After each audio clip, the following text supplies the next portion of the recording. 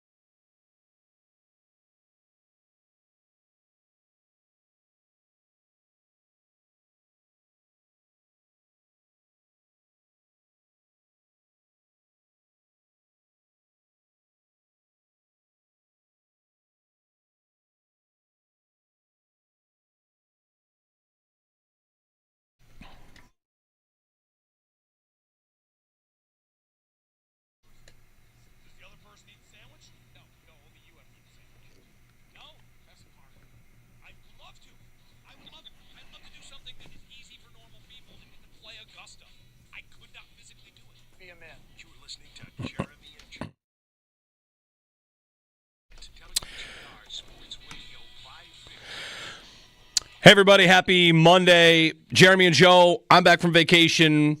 Joe was back last week. This is our first time together in 2 weeks. It feels like 2 years. I know. It's been forever. I've got time to ask you how your vacation was. You can ask me how mine was. We have back-to-back vacations. It's been so long, I don't even remember how my vacation was. Meanwhile, that open there about the Masters and the egg salad sandwich, let that be your reminder. The Masters ticket application for 2026, it's open. Yes. You can submit your application right now to try to get tickets. As the Open was playing, I just ran to the site, to the guy. I already have an account. Let me go put in for it. And I got a little red error message. It says, this address you entered is already in use. Entries are limited to 1 per household. Is it possible my wife has already put in for Masters tickets? Because I have no idea why this would be telling me, oh, you can't do this. Only 1 per household. I don't think I've done it already. That's tough. Unless someone else is using my address to stack Masters lottery. Is there a chance she did? I think there's a chance she did. Okay. Because 1 per household. It's also possible she even told me she did and I just forgot. Well, that's also possible. It only opened yesterday. Okay, then that's not possible. She would have to have done it since yesterday. Yeah, I submitted. You put in, your last 4 of your Social Security number is part of the process there. Ticket prices have gone up a bit, but not that much. I mean, still. Actually, for the first time ever, I put in for every round. Like, forget it. Oh, yeah? Who cares? Yeah, in the past, I've been like, I'll go to a practice round. I don't want to be there on a Sunday. And then after this year's Masters, I thought, whatever. You'll go on a Sunday if you tell me get I the got tickets on a Sunday? Yeah, I'll go on a Sunday. I'll figure it out. So, the golf ticket prices are so crazy these now. These ones are not that bad. Final round Sunday, $160. Okay, that is 1/7 of what you'll see for like the Ryder Cup or the U.S. Open or one of these other major tournaments. Yep. That's not bad. So I would do that.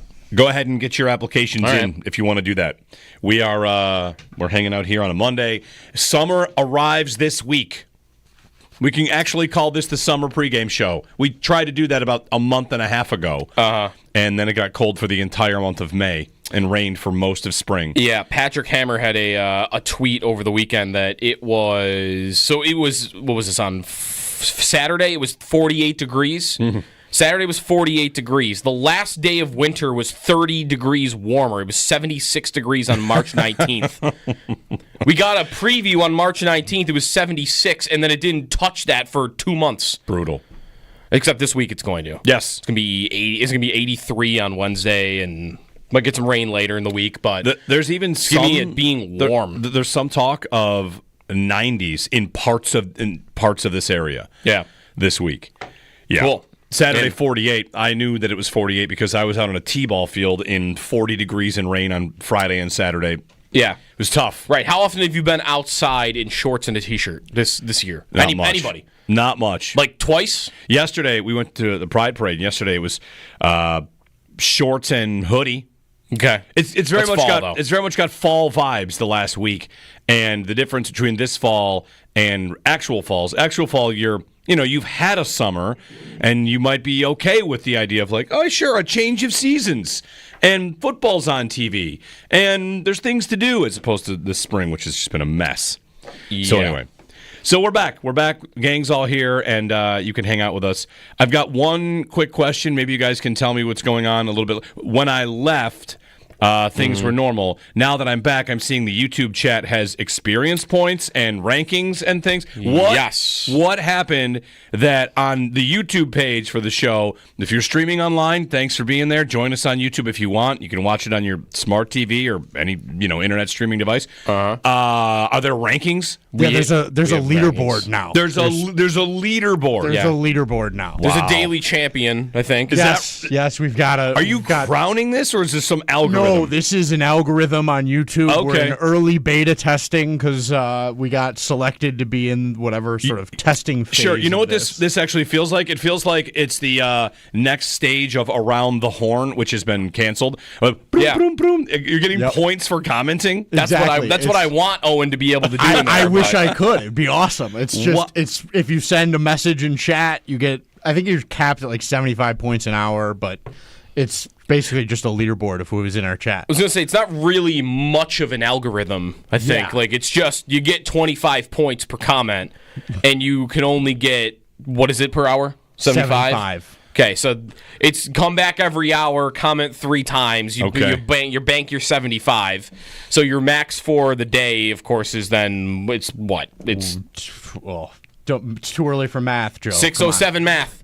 Come on. Wow. 300. It's super, weird. Like, there's no sort of...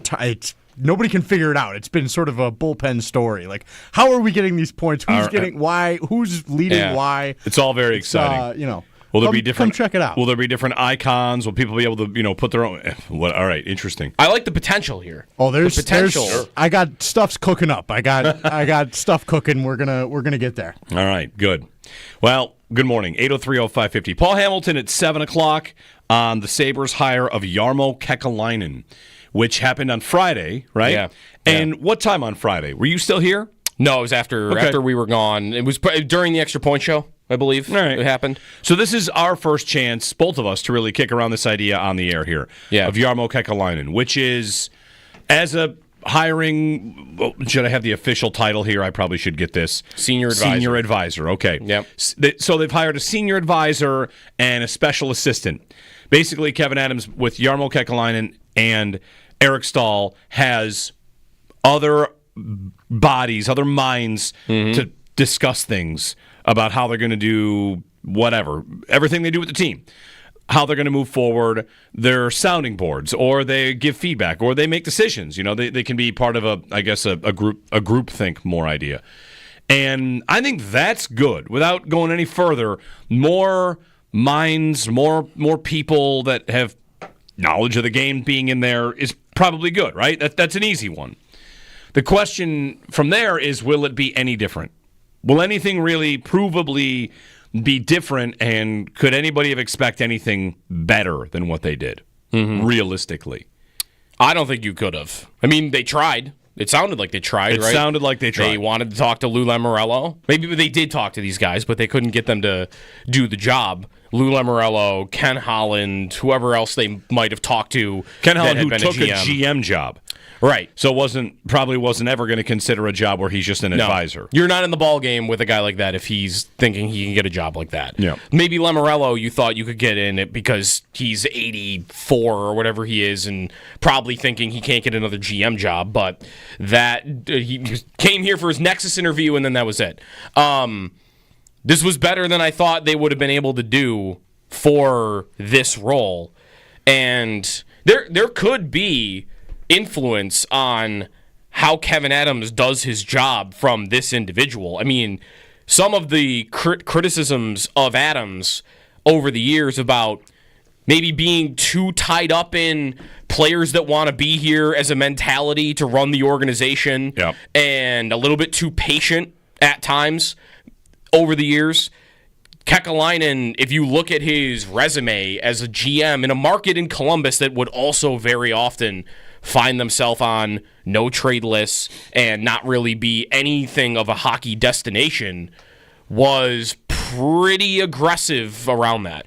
Like, felt like a lot more often he would go make a trade for a guy and not worry about, does this guy want to be here? And sometimes that might even blow up in his face when the guy got there and realized, like, this player doesn't want to be here.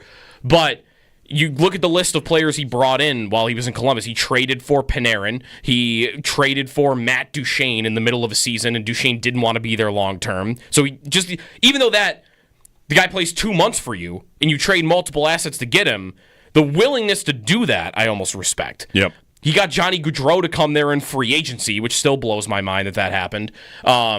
So he kind of offsets, I feel like, some of the seen weaknesses that Adams might have. Yeah. But the real value, I think, that this is, to me, more than that, any influence he could have on Adams, is I feel like that if they are to ever move off of Adams as GM, they now have a more qualified candidate than I ever thought they would have got. Almost like this is a floor for them now. Yeah. He won't say no because he's already said yes to joining the organization. Right. And you're looking at a potential post-Adams decision where, okay, they need to make a change. They don't now have to go to the GM store where they hope somebody says yes and nobody will. They got a guy who used to be a GM. He would be the first GM they hired. The Buffalo Sabres, he'd be the first GM they hire that had been a GM before since 1979. Yeah, which says something. And he's 58. Like, if they'd hired Lamoriello, like, you could have gone, great, okay, he's been a GM before. He's been a GM for 40 years, basically. He's experienced, and all this influence he could have on Adams could be really good, but he's in his 80s. And he's not someone you're thinking about, dreaming about running the organization someday. The guy they hired is 58. Yeah. There are things I like about it. You laid out that he looks aggressive. That one's a bit of a eye of the beholder. There's a year where they trade a first, a second, and a third, right? Is that the Duchene trade? What do they give up? I think the Duchene trade, maybe the 1 year gives him that reputation. Because what I remember about him that year is they're in a playoff spot. Panarin is on a contract year. He's going to leave. Bobrovsky's on a contract year. He's going to leave. Your best two players are about to walk out the door. Yep. And instead of, I mean, he could have middled it. He could have done nothing. He could have probably traded. He could have traded them even. And instead, what did he do? He said, this is all going to end in 3 months anyway. I'm just going to push even more in. Yeah. He traded a first rounder in 2019, two highly regarded prospects, and a conditional round one pick in the 2020 draft if Duchene were to re-sign, which he did not. Right. So, and then I think all three of them left that summer. Yeah. That's a spot where if we're looking at the Sabres now, it's almost like that could be a carbon copy situation where you're in eighth and you have two guys that you could trade to get tons of prospects, and instead you say, like, no, making the playoffs matters, winning games matters, we should go for this. You remember what they did that year, by the way? Columbus? Yeah. Did they beat Tampa in 4 games? That's the year they swept Tampa, who had set the record for the most points in the regular season. And they got their first ever franchise win in the playoffs. Yeah, series win, and then they bow out. And Joe, I mean, there's not a person listening or a Sabres fan who wouldn't respect if you were to say, that's the lamest bar to set ever. But that's a bar the Sabres kind of have to clear. We almost have to treat a series win like it's the first in franchise history. I mean, I know it's not, but it's been since 2007 since they won a series. And I know it's kind of ridiculous to say, hey, maybe Jarmo Kekalainen can come in and mix the magic stew and the Sabres could win a series. But wouldn't everybody take that right now as a massive improvement and a reconnection with the organization. So Kekalainen, what is he provably going to do? That might be tough. But if he's just going to walk in the room and say to Kevin Adams, yeah, make that trade. What are you afraid of? Do it. Yes, right. Like that's in my mind like his value. Yeah. Is Adams on the fence about any sort of big decision like that, and that this guy, would be saying like, don't be afraid to do this deal. Pull the trigger. Come on, let's do it. Jarmo Kekalainen, director of YOLO, is what this is. He basically is going to Kevin Adams and like, bro, what are we waiting for? Yes, let's make some trades. Right. All right. Even if that's true, that's probably the rosiest version of it. That is definitely the most positive way of looking at this. The flip side of that, or the other side of the coin on that would be, if true, and I think the most cynical way to look at it would be to say, wait a minute, so you're telling me that they hired a person to tell the GM when to actually pull the trigger? Why does anybody need someone to tell them to do that? Like, that'd be the cynical side, to say, why does he need help with that? He's had the job for 6 years. Is it 6? Is it 7? I lose track of how many years it is. This will be year 6. Year 6. This will be year 6. Year 6. He's had the job for 6 years. And at this point, he's a senior GM. He's one of the longest tenured GMs in the league. I mean, whatever. He's had the job. The idea that he needs someone to hold his hand, again, this is the most cynical view of it, is a bit of a sell. Either way, I think it's fine. A guy with experience, a guy that's been in the league. Does it matter that he's Finnish? Is there some sort of, they want maybe more international flavor? Who knows, right? These relationships, I think about relationships like this all the time, because when Ralph Kruger was hired, okay, his players loved him. They wanted to go that direction. Of course, he was not a very good coach, but he had players that really respected him, and they felt like he was loved by players, and he was up until the day he got fired. So do they want someone that carries a level of, oh, yeah, I know Jarmo. Jarmo's a name in the league. He has been a name in the league for quite some time. Mm-hmm. I think he was given plenty of credit for what happened in Columbus. You painted the picture of it being an imperfect market that he was respectable in. And I feel like he made the playoffs 5 times on a team in an organization that had they made the I don't even want to ask the question. They definitely had not made the playoffs 5 times before he got there, right? No, only once before. They've made it 6 times, and he's led them there 5 of the 6. Right. So, if you have a thought on it, 803-0550, our phone number, and 1-888-550-2550. Adams, by the way, is the 10th longest tenured GM in the league. Yeah, 10th. That's nuts. That's kind of crazy. To have never made a playoff appearance and only really sniffed a race 1 time. Yeah. I mean, it does. Did Adams, what is interesting to me is, did Adams hire Kekalainen himself? How much of this was Pagula on board with this? Or is it just like, oh, you think you need this, you do your thing, and this is where he lands? Because it does feel to me like this is potentially him picking his replacement. Or, it doesn't have to mean Adams is out of the organization. We've talked about, before it was confirmed or reported that he would be back, okay, if he's not going to be GM anymore, do we still expect him to be in the organization under a different title? And that was often a thought. So, to me, there's very likely there is possibly a future where maybe Adams is still working in the organization, but he's no longer the general manager, and Kekalainen steps into that job. That also is all within the hypothetical that the season goes poorly. Clearly, right? If they make the playoffs, then I don't think that this is a discussion even close to it.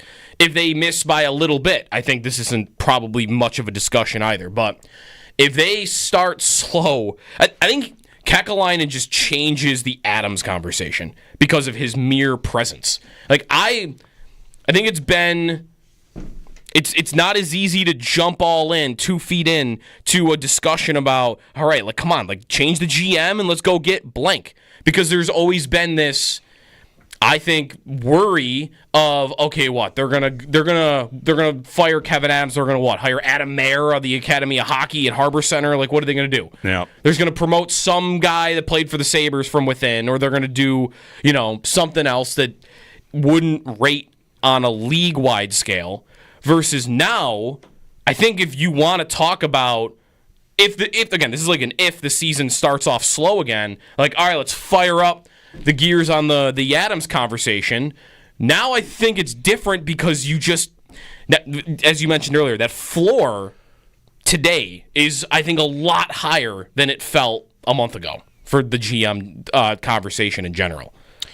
803-0550. Then, of course, the conversation from there is would Adams be, if things don't go well, fired or just move to a different job and elevated or slid to a different department? Because, he's been there for a long time. One would think that the owners respect him and like the work that he does to keep this job. Maybe until this moment. Then there's the part of it where you say, did he hire his replacement? Well, did he make the pick? Did the owners make the pick? That's what I wonder. Was there a collective to get him on board? It's as you said that, I'm brought back again to Kruger, because when Bottrell hires Kruger, I wonder if he hired his replacement, because Kruger was thought to be a management guy as much as he was a coach. Mm-hmm. Like his role over at Sunderland, right? It was Sunderland? Southampton. Okay. His role over at Southampton was such where you're like, okay. Right. He was a chairman. Right. So I thought that guy's going to be in the front office. Maybe he'll be the president of hockey ops. Who knows? He could convince them lots of things. He convinced them to be their coach instead, and that did not go well. We'll see. A lot of decisions on players and what to do. I heard your conversation with Sal asking about a J.J. Peterka offer sheet. Yeah. If that happens. 4 years, $10 million. What would you do? He walks in a second. It's not even close. He walks. You'd let him walk? I'd let him walk. You're the Sabres. You take the compensation? Yeah, let him walk. All right. I'd let him walk. And then I'd tell Jarmo Kekalainen, start trading those picks. Right? Let's go. I would not pay him 4 years, $10 million a year. I would not. I just don't want more draft picks. I don't either. I would trade those draft picks. I would do what I've done in my fantasy leagues, which is trade a player for picks and then trade picks for players. And I know it's not exactly fantasy football, but if you earmarked those picks and told me they're going to trade them, then I'm in. I guess I don't have much confidence that they'll trade. Maybe they would. You would think they would trade one of them. They'll probably be late first-round picks. The other part of offer sheet season, as we get to it, which will be next month, we're about a month away from offer sheet season, is if, let's say the Rangers are going to offer sheet Peterka, you could just call them and say, instead of doing that, let's talk. If you're going to do that, it's going to cost you 2 firsts, a second, and a third, or it's going to cost you a first, second, and a third. And instead of that, would you like Peterka and this for this piece over here? Let's make this a lot less rigid in terms of what you have to pay us, what you have to pay him. 4 years, $10 million, we wouldn't match. 7 years, $10 million, maybe we would match that one.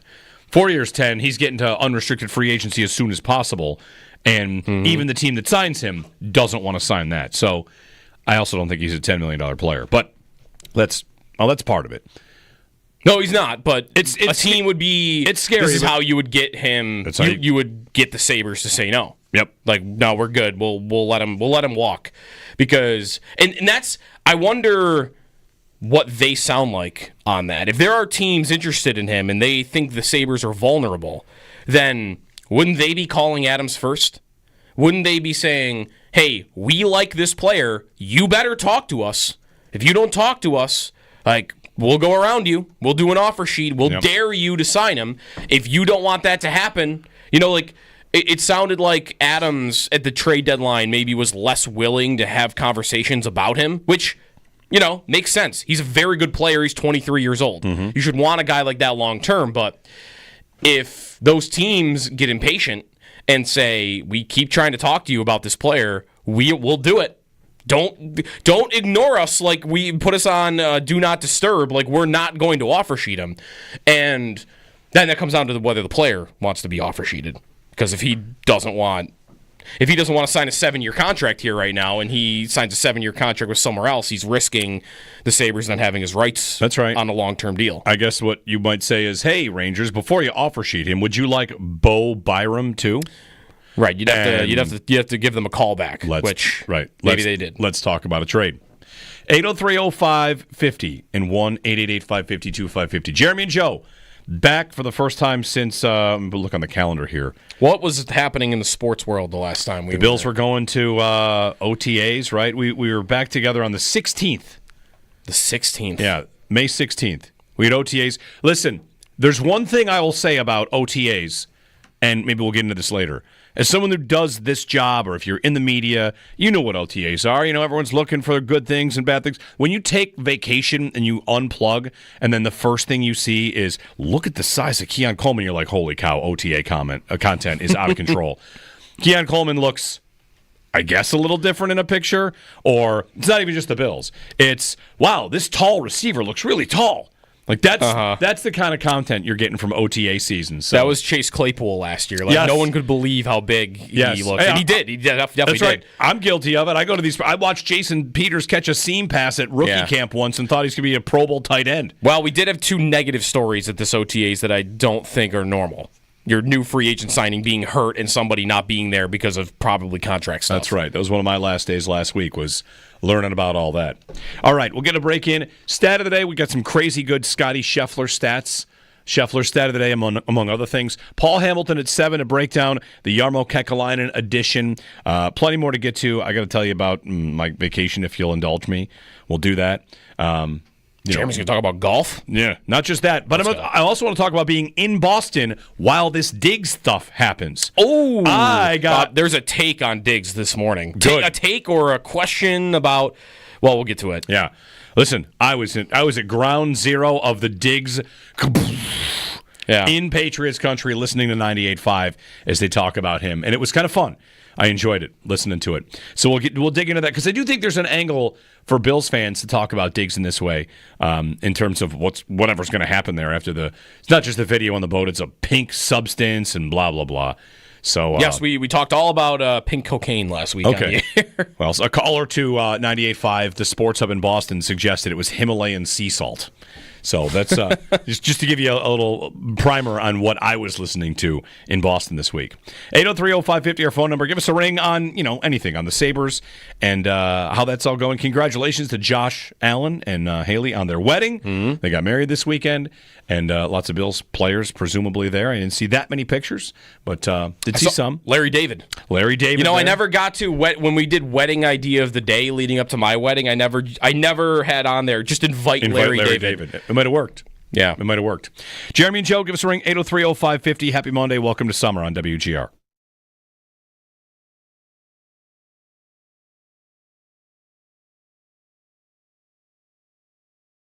Paul Hamilton at 7 o'clock on the Sabres hire of Jarmo Kekalainen, which happened on Friday, right? Yeah.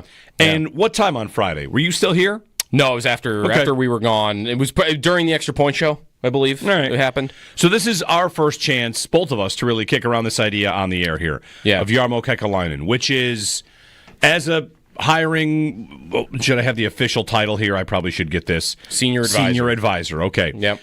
So they've hired a senior advisor and a special assistant. Basically, Kevin Adams with Jarmo Kekalainen and Eric Stahl has other bodies, other minds to discuss things about how they're going to do whatever, everything they do with the team, how they're going to move forward, their sounding boards, or they give feedback, or they make decisions. They can be part of a group think more idea. And I think that's good. Without going any further, more minds, more people that have knowledge of the game being in there is probably good, right? That's an easy one. The question from there is, will it be any different? Will anything really provably be different, and could anybody have expected anything better than what they did, realistically? I don't think you could have. I mean, they tried. It sounded like they tried, right? It sounded like they tried. They wanted to talk to Lou Lamoriello. Maybe they did talk to these guys, but they couldn't get them to do the job. Lou Lamoriello, Ken Holland, whoever else they might have talked to. Ken Holland, who took a GM job. Right. So probably wasn't ever going to consider a job where he's just an advisor. You're not in the ball game with a guy like that if he's thinking he can get a job like that. Yeah. Maybe Lamoriello, you thought you could get in it because he's 84 or whatever he is, and probably thinking he can't get another GM job, but that he came here for his Nexus interview, and then that was it. This was better than I thought they would have been able to do for this role. And there could be influence on how Kevin Adams does his job from this individual. So Kekalainen, what is he provably going to do? That might be tough. But if he's just going to walk in the room and say to Kevin Adams, yeah, make that trade. What are you afraid of? Do it. Yes, right. Like that's in my mind like his value. Yeah. Is Adams on the fence about any sort of big decision like that, and that this guy, would be saying like, don't be afraid to do this deal. Pull the trigger. Come on, let's do it. Jarmo Kekalainen, director of YOLO, is what this is. He basically is going to Kevin Adams and like, bro, what are we waiting for? Yes, let's make some trades. Right. All right. Even if that's true, that's probably the rosiest version of it. That is definitely the most positive way of looking at this. The flip side of that, or the other side of the coin on that would be, if true, and I think the most cynical way to look at it would be to say, wait a minute, so you're telling me that they hired a person to tell the GM when to actually pull the trigger? Why does anybody need someone to tell them to do that? Like, that'd be the cynical side, to say, why does he need help with that? He's had the job for 6 years. Is it 6? Is it 7? I lose track of how many years it is. This will be year 6. Year 6. This will be year 6. Year 6. He's had the job for 6 years. And at this point, he's a senior GM. He's one of the longest tenured GMs in the league. I mean, whatever. He's had the job. The idea that he needs someone to hold his hand, again, this is the most cynical view of it, is a bit of a sell. Either way, I think it's fine. A guy with experience, a guy that's been in the league, does it matter that he's Finnish? Is there some sort of, they want maybe more international flavor? Who knows, right? These relationships, I think about relationships like this all the time because when Ralph Kruger was hired, okay, his players loved him. They wanted to go that direction. Of course, he was not a very good coach, but he had players that really respected him, and they felt like he was loved by players, and he was up until the day he got fired. So do they want someone that carries a level of, oh, yeah, I know Jarmo. Jarmo's a name in the league. He has been a name in the league for quite some time. I think he was given plenty of credit for what happened in Columbus. You painted the picture of it being an imperfect market that he was respectable in. And I feel like he made the playoffs 5 times.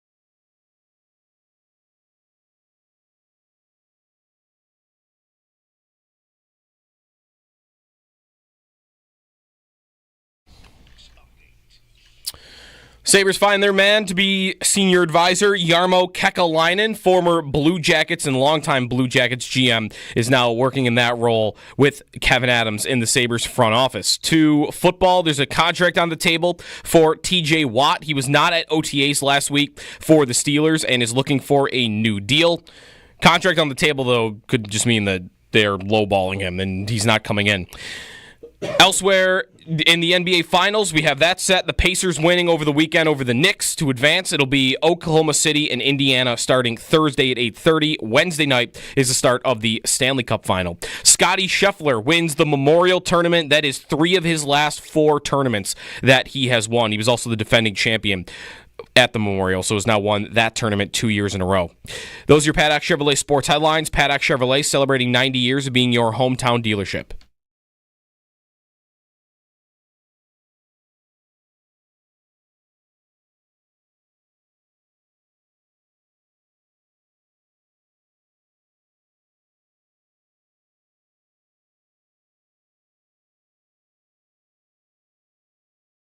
I think the two best things he brings are, one, the willingness to take swings and take a risk, right? Like, we have seen the Blue Jackets go all in. You think of those past deadlines when they knew there was a chance of Bobrovsky and Panarin leaving, and they went, you know what? We're going to go all in this year while we can. And I think the fact that he'll have that vision to take a risk and then actually commit to it is something we don't always see with general managers. They hem and haw a little bit too much. So I think that's something the Sabres can use. Shannon Goldman of The Athletic with Sabres Live on Jarmo Kekalainen joining the Sabres. Have a stat of the day for you. If you want to give us a call on the Sabres, you can. Paul Hamilton at 7 o'clock to give us the latest on the addition of the senior advisor. Jeremy and Joe back together after a pair of back-to-back vacations. And here we go into the summer. So stat of the day for you on Scottie Scheffler. I've got a couple different Scheffler stats, but we'll stick to these two. Maybe you've seen this one, maybe not. It's pretty good. Wins since May 2nd. This is the one that's going around. This is the good one. Yeah. Scottie Scheffler, 3. The Colorado Rockies, 3. Rockies have played 28 games. They have 3 wins in 28 games. Scheffler has 3 wins in 4 events. So Scheffler and the Rockies each 3 wins since May 2nd. And then one other thing about Scheffler, I like this one. This came from Justin Ray, who is head of content at TGL, Athletic, Sky Sports. He's all over the place. Golf Guide. Win percentage when leading after 54 holes. Mm-hmm. Because once Scheffler got that lead on Saturday, you're like, well, this tournament's over. Scheffler's pretty good here. I don't think you're allowed to call Scheffler boring or ruining golf by winning as much as he has, which he's won a lot. Yeah. And he pulls away, and he seems inevitable. His win percentage in the last 40 years, leading after 54 holes, is 75%. And there are only 3 better. Tiger. Which is He's probably like 98. 95.7. Yeah, of course. It's unbelievable. You want to talk about the most boring golfer of all time in a good way. Tiger winning 95.7% of the time when leading after 54 holes. Mickelson. Mickelson is third, 76%. And what was the time period again? It's last 40 years. 40 years? To have done it 10-plus times. Who has the best win percentage? Is like Nick Faldo going to be on that list? Ernie Els. So right. Woods, Els, Mickelson, Scheffler. Scheffler's at 75%, just behind the other two. And then, of course, there's Tiger at 90. So this is boring. This guy's winning all the time. Tiger did that quite a lot. Yeah. So, he's not as emphatic though in some of you don't see the crazy fist pumps from Scheffler maybe that you did from Tiger. No, that's right. Or the intensity. Scheffler he's great. Yeah. And he's convinced us all that learning how to swing a golf club, you can do whatever you want and just throw your feet out from behind you. So. I do like the Scheffler is allowing an opportunity just to remind everybody of how good Tiger was. Because all the stats I'm seeing about Scheffler are just it's meant to be a Scheffler stat. And then on the side here, it's oh no, Tiger... Yep. Look at how good the other one I saw from DraftKings yesterday, this might actually also been from Justin Ray, was with the victory yesterday, Scottie Scheffler now has 3 successful title defenses on the PGA Tour. In the last 30 years, there are only 2 players that have more than 3. So Scheffler's got 3, Mickelson has 5, and then Tiger Woods is 23. Again, it's a Scheffler stat, but it's really a Tiger stat. Every stat's a Scheffler or a Tiger stat, yeah. Yeah, pretty much. 803-0550, Paul Hamilton on the Sabres at 7, and the addition of Jarmo Kekalainen. The NHL Stanley Cup Final begins Wednesday, and is it a universal truth to say we're all excited about this series? A rematch of last year? I'm very excited for it. I'm very excited for this series. And there were very few series from these playoffs that I think I would have been more excited for. If Toronto had made it there, that would have been super interesting. Yep. But there's not much more than that. Give me... The rematch is cool, but give me the best player in the world against the best team in the world. Which I feel like that's what I'm getting. Yep. The Panthers have no weaknesses. They beat the snot out of you after every whistle. They've got 3 lines of scorers when they're healthy. The goalie's good. The blue line's good. And then Edmonton just got McDavid. Not that they don't have other good things, too. Yeah, those 2. Not that they don't have other good things, but those 2 are the show. And point-per-game player Jeff Skinner in the playoffs. And I hope he plays. And Stuart Skinner, who all he does is pitch shutouts or go sub 900. on save percentage. You have no idea what you're going to get from him. Right. So I'm excited for the series. I hope it's great. It starts in Edmonton, which is one thing that changes this time around, right? Like last time it was in Florida to start, and this time it's in Edmonton. Yep. So that's exciting. Do you have any time for all the talk about the taxes in the state of Florida? Not really. Because it's been 6 years in a row now that the East champion's been 3 years of Tampa, then 3 years of Florida. No, not really. I've next to no time for it. Part of it is now we're talking about like changing the CBA and just like it's getting so deep into the weeds. No thanks. There are going to be advantages built in for lots of teams. What do the Sabres and the Leafs and a lot of Canadian teams have as an advantage? It's not financial, but it's I get to play close to where I grew up. And that's something, right. Should they rewrite the CBA because, well, Florida has to convince players to leave their hometown and their mom and dad, and everybody's going to have their own advantages. I don't dispute the Sabres have disadvantages due to taxes, due to the lack of palm trees, not to take a shot there. But no, they're not about to rewrite the CBA. The thing I would say about this series and Florida and how it's been Florida, Tampa, Florida, Tampa, part of that's due to the playoff format. We're doing this. How many years in a row does the NHL need to see a team come out of the Metro and get walloped in the conference final because you have? It's basically like you have a tournament of the SEC and a tournament of Metro, like the Patriot League. The better division continues to win because the format is set up so you get someone to come out of a much weaker conference much weaker little bracket. So that's right. The last time a Metro team made it to the finals. Has it even happened in this format? Washington 7 years ago. Okay, 7. And the time before that was? Pittsburgh a couple times. So there was a 3-year span there where they did. But since then, Boston, and then 6 years in a row of Tampa 3 times, and then Florida 3 times. Yep. So, yeah, I mean, it also kind of makes the conference finals less interesting. It definitely does. How many times, it often actually has been Carolina, hasn't it? Carolina had that streak going of 15 straight losses in the conference finals where, why are they getting to the conference finals? Because you're kind of maybe inflating, you go back on their history and you look at Brindamore's history as a coach, like, oh, this guy's made it to the conference finals 4 times. Well, how impressive is that if you're always going through the weaker end of the bracket? Because you're proving every time you get there, you're not on this level. You're not as good as Florida. You're not as good as Tampa when it was them. You're not as good as Boston when it was them. Like, the Hurricanes have been the class of the Metro, and what is that good for? The 4th best team in the Atlantic? Yeah. So they kind of get this free pass to the conference finals, and they just get wrecked every time, which just happened again. And it could have been the Leafs any one of these years, but they get beaten up by this format, which has them have to play Boston or Florida or Tampa every single year. Yeah. So 803-0550, Cup Final begins on Wednesday. Jeremy and Joe, it's going to be nice today. It's going to be nice for the foreseeable future. I mean, we've got high of 86 on Wednesday. That's exciting. Mm-hmm. High of 68 today. And Josh and Haley are married. Are you old enough to remember? A lot of photographs I saw from that wedding. Decent number. Like guys in trees. Paparazzi photographs, I'm sure. Yeah. Are you old enough to remember? Yeah, you probably are. When Ryan Miller getting married was viewed as bad by some that called in and said, like, you don't want him to get married. It's going to be bad for his game.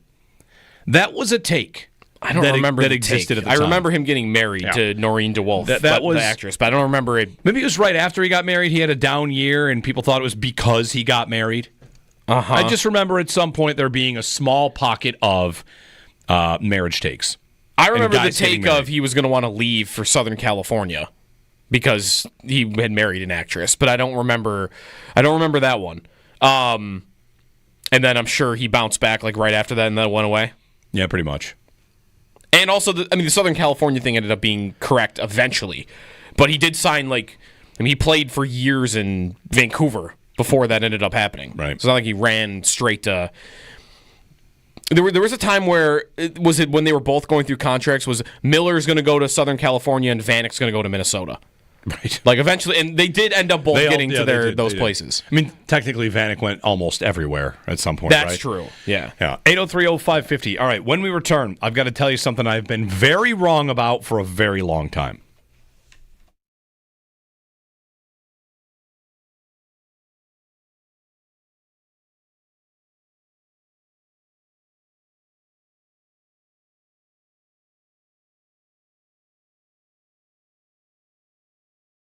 So Kekalainen, what is he provably going to do? That might be tough.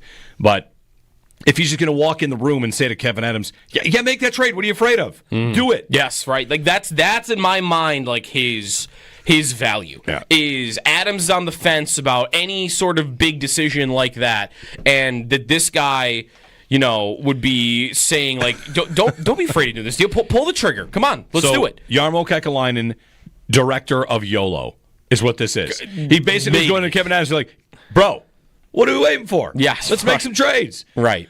All right. Even if that's true, that's probably the rosiest version of it. That is definitely the most positive way of looking at this. The flip side of that, or the other side of the coin on that would be, if true, and I think the most cynical way to look at it would be to say, wait a minute, so you're telling me that they hired a person to tell the GM when to actually pull the trigger? Why does anybody need someone to tell them to do that? Like, that'd be the cynical side, to say, why does he need help with that? He's had the job for 6 years. Is it 6? Is it 7? I lose track of how many years it is. This will be year 6. Year 6. Okay. This will be year 6. Year 6. He's had the job for 6 years. And at this point, he's a senior GM. He's one of the longest tenured GMs in the league. I mean, whatever. He's had the job. The idea that he needs someone to hold his hand, again, this is the most cynical view of it, is a bit of a sell. Either way, I think it's fine. A guy with experience, a guy that's been in the league. Does it matter that he's Finnish?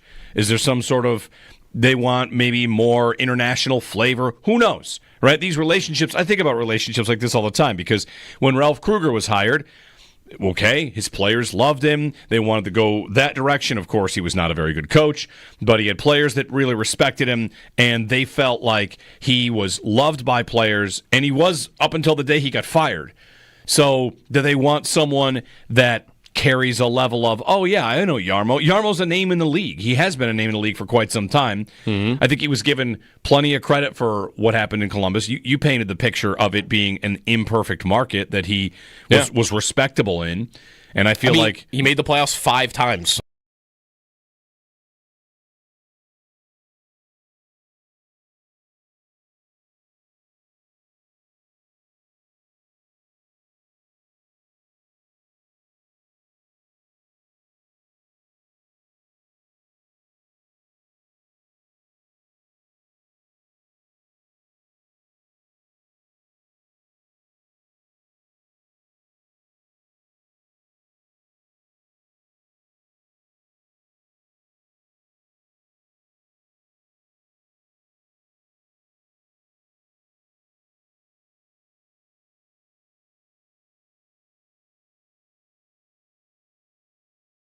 Stat of the day for you on Scottie Scheffler. I've got a couple different Scheffler stats, but we'll stick to these 2. Maybe you've seen this one, maybe not. It's pretty good.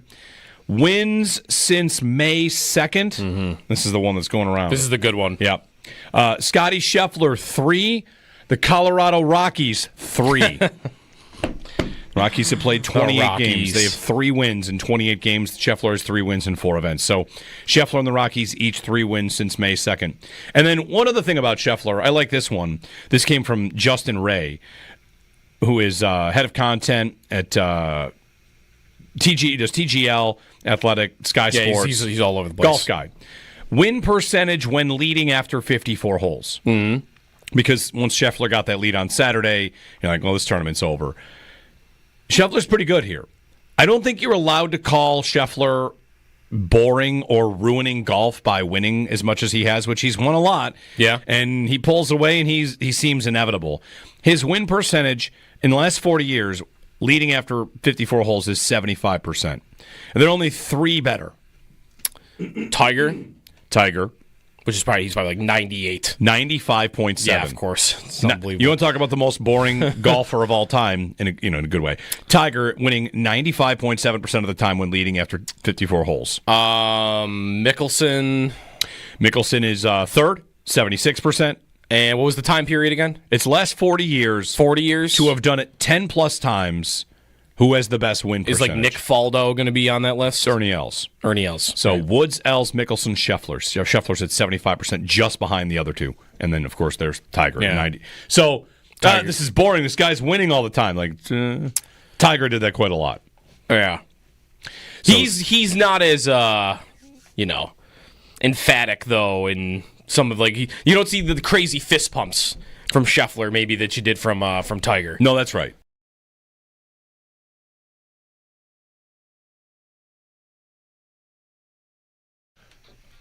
All right, so good morning. Something I've been very wrong about for a very long time. And Replay. No, I'm just kidding. The tank. No, it's different. So we went to Boston this last week. A little bit of golf, family visit as well. We visited some family.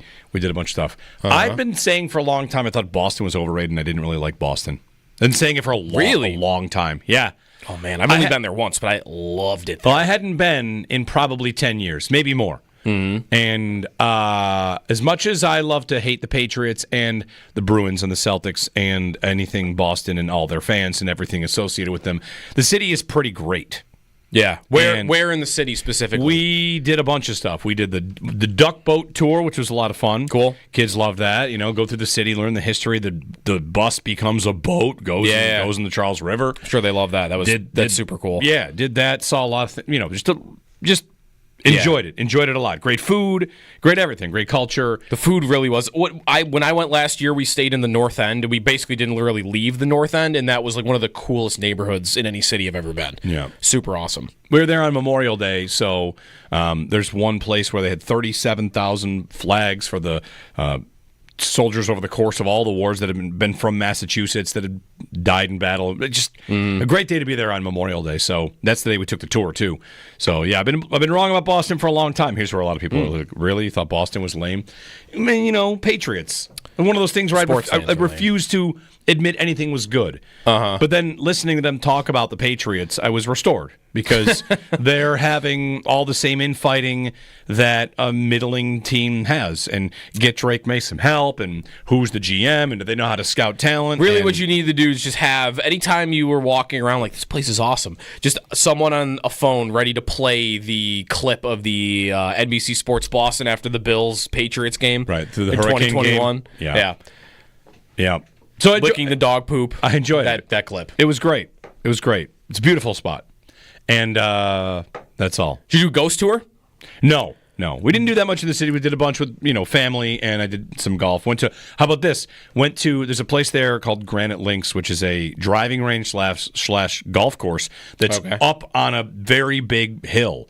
An old quarry that just got filled in or something. You can look and see the city, but we're there hitting golf balls at an outdoor range, outdoor bar, music playing, and on the microphone, hey everybody, it's Ty Law. Come on over and say hi.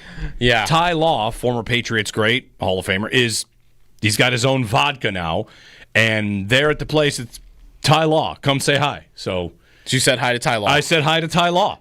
Hey, we're from Buffalo. Cool. Did he have anything else to say about that when you said Buffalo? No, he just wanted us to drink his vodka. How long is he a Patriot? He's a Patriot 10 for... years. Okay, you know why? 8 years. He went to Kansas City late. Do you know why it's shorter in my opinion, in my brain? Because I don't remember him from 95 to 2001, basically. Yeah. So I only remember him, I guess, for the first 3 Super Bowls. And then he's on, Kansas City and the Jets. Yep. For a little bit of time. He was great. Ty Law was that guy that, picked off Peyton Manning in the playoffs. Hall of Famer. Absolutely. Unquestionably. How many football Hall of Famers can you say you've met now? Ooh, all right. How many football Hall of Famers have I met? It's at least one. Ty Law. Thurman Thomas. Jim. Okay. Peyton Manning. You met Peyton Manning? I didn't quite, again, not just covered them at a press conference, but had an actual interaction. Yeah, Peyton Manning. Would you, a media scrum? Nope, it was not a media scrum. It was a press conference. Nope. What was the... I never told you the story about Peyton Manning? Maybe you have. It's whatever year the Bills and Colts play here, and the Colts win it in overtime on a touchdown run. Okay. It was one of those annoying drought games where you're at home and think, could they actually beat? Maybe it was a field goal. Whatever. Mike Vanderjagt might kick one through in overtime anyway, or right at the end of regulation. It was an annoying drought game. Hey, look, we might be a good team. Nope. After the game, I'm covering it for ESPN. I'm in the tunnel there waiting to go in the Colts locker room to get somebody for an interview, and Peyton Manning walks out. Sound familiar now? Yeah, a little bit. Peyton Manning walks out, and he's trying to make a phone call, and he can't make it's not working. Yeah. So I said, Peyton, my phone works down here if you want to use my phone. And he did. You've met Peyton Manning. Yeah, that's what. Yeah, you've met Peyton Manning. He used my phone. Okay. And then I asked him if he'd do an interview, and he said yes. After he's all done, he's like, yeah, find me when we're all done. Yeah, especially with the previous interaction, but even with the interview, like you've met Peyton Manning. Yeah. So that's 5. That's 4. Who else? Andre, Bruce. No, it's a good question. Other teams, guys. I'm usually one to not go over and get a picture. Brady to get a picture. Brady's not in the Hall of Fame yet. You're not one of the, yeah. No, only did in this setting because I was away from home and on vacation. Oh, sure. Let's go get a picture with Ty Law to commemorate the spontaneousness of we're at a place and here's Ty Law selling vodka. So anything from the Giants? Like, did you ever go to Giants games when you were a kid and meet one? I still have never been to a Giants game in my life. Wow. Other than one at the Ralph. No, never went to a Giants game. Interesting. Went to a Jets game, but never a Giants game. Also, Owen, did you see what he just did there? Our conversation for Friday, he just called it the Ralph. Oh, it's definitely the Ralph. It's the Ralph. I know. We talked to Friday what we'll refer back to the stadium as. The Ralph. And the Ralph was by far the leader. I never had it as anything other than the Ralph for me. As a 23-year-old, it will always be the Ralph. It went the Ralph easily was our most popular answer. Number 2 was Rich Stadium, and then number 3 was just the old stadium. What will we call the new one? Will that one get the new title? It'll just be transferred to calling it the Stadium? I mean, people will say Highmark, but when I'm saying, hey, what time are you heading out of the stadium? We're just going to go to the stadium, right? Don't we do that now? I think so. I think we'll just transfer that over. Excited to find out. Yeah. 803-0550, our phone number. One thing we got to get to today, the NFLPA says it's not preparing for a European division with 4 teams. What's the old joke about the shirt I have says, I got to find that for you. Oh, we're not preparing for 4 European divisions. I'm sorry, you're not doing what? Oh, It sounds like maybe you are doing that, but not actively. So the NFL and 4 European teams, we can get into a conversation about that in a little bit. Paul Hamilton to join us on the Jarmo Kekalainen news, the former Columbus Blue Jackets GM, a member of the Sabres front office, now as senior advisor for Kevin Adams. We'll get Paul's thoughts on it, how it might work, the structure, these organizations, I should say, don't always have the most traditional structure. The Bills are one that doesn't have exactly the traditional structure with 2 different people reporting to the owner, not to each other. So we'll get to that and Jarmo Kekalainen's addition to the Sabres. It's all coming up here on WGR.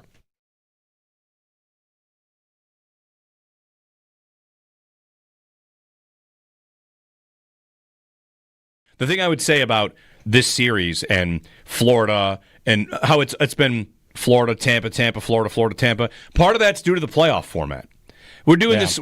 How many years in a row does the NHL need to see a team come out of the Metro and get walloped in the conference final because you have – it's basically like you have a tournament of the SEC and a tournament of – sorry, Metro, like the Patriot League. The better division continues to win because the format is set up so you get someone to come out of a much weaker conference, much weaker little bracket. So that's right.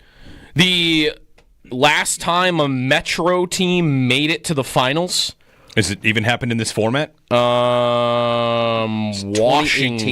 Washington 7 years ago. Okay, 7. And the time before that was Pittsburgh a couple times. So there was a 3-year span there where they did, but since then Boston, and then 6 years in a row of Tampa 3 times, and then Florida 3 times. Yep. So.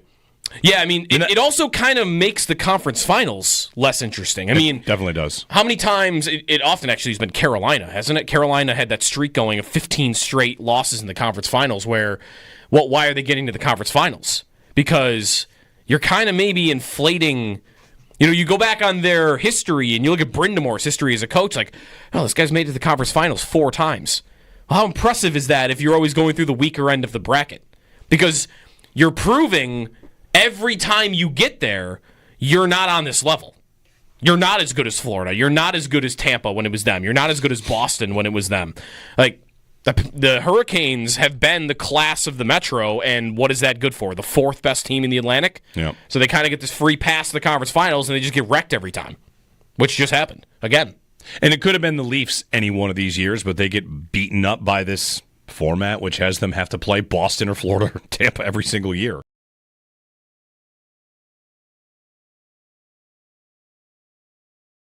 So, Kekalainen, what is he provably going to do? That might be tough. But if he's just going to walk in the room and say to Kevin Adams, yeah, make that trade. What are you afraid of? Do it. Yes, right. Like that's in my mind like his value. Yeah. Is Adams on the fence about any sort of big decision like that, and that this guy, would be saying like, don't be afraid to do this deal. Pull the trigger. Come on, let's do it. Jarmo Kekalainen, director of YOLO, is what this is. He basically is going to Kevin Adams like, bro, what are we waiting for? Yes. Let's make some trades. Right. All right. Even if that's true, that's probably the rosiest version of it. That is definitely the most positive way of looking at this. The flip side of that, or the other side of the coin on that would be, if true, and I think the most cynical way to look at it would be to say, wait a minute, so you're telling me that they hired a person to tell the GM when to actually pull the trigger? Why does anybody need someone to tell them to do that? Like, that'd be the cynical side, to say, why does he need help with that? He's had the job for 6 years. Is it 6? Is it 7? I lose track of how many years it is. This will be year 6. Year 6. This will be year 6. Year 6. He's had the job for 6 years. And at this point, he's a senior GM. He's one of the longest tenured GMs in the league. I mean, whatever. He's had the job. The idea that he needs someone to hold his hand, again, this is the most cynical view of it, is a bit of a sell. Either way, I think it's fine. A guy with experience, a guy that's been in the league. Does it matter that he's Finnish? Is there some sort of, they want maybe more international flavor? Who knows, right? These relationships, I think about relationships like this all the time because when Ralph Kruger was hired, okay, his players loved him. They wanted to go that direction. Of course, he was not a very good coach, but he had players that really respected him, and they felt like he was loved by players, and he was up until the day he got fired. So do they want someone that carries a level of, oh, yeah, I know Jarmo. Jarmo's a name in the league. He has been a name in the league for quite some time. I think he was given plenty of credit for what happened in Columbus. You painted the picture of it being an imperfect market that he was respectable in. And I feel like he made the playoffs 5 times.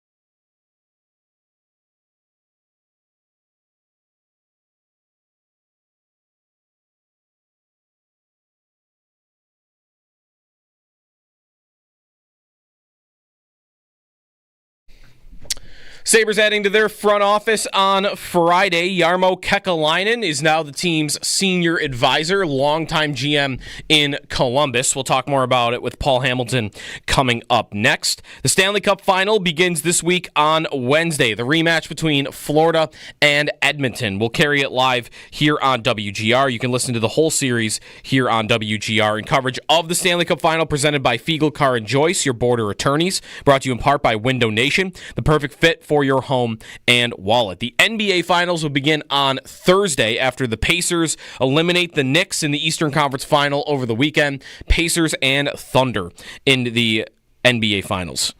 In the NFL, there's a contract on the table for TJ Watt. That's a report out of Pittsburgh. He's looking for a new deal with the Steelers.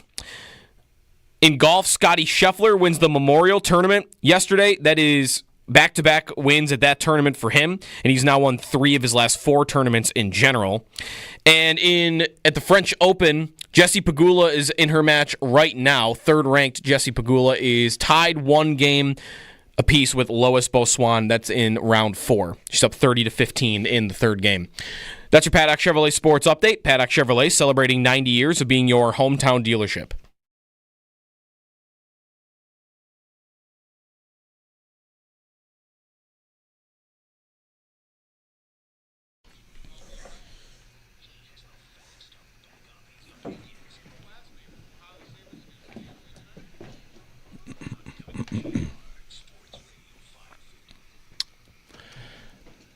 Mr. Paul Hamilton joining us on the Wester Hotline. Paul, did you see the Northern Lights last night? I saw the forecast was that we might get some. Joe, you? No. Owen, Evan? Anybody see him last night? Paul, you might live in an area where it's more likely than me. I don't know.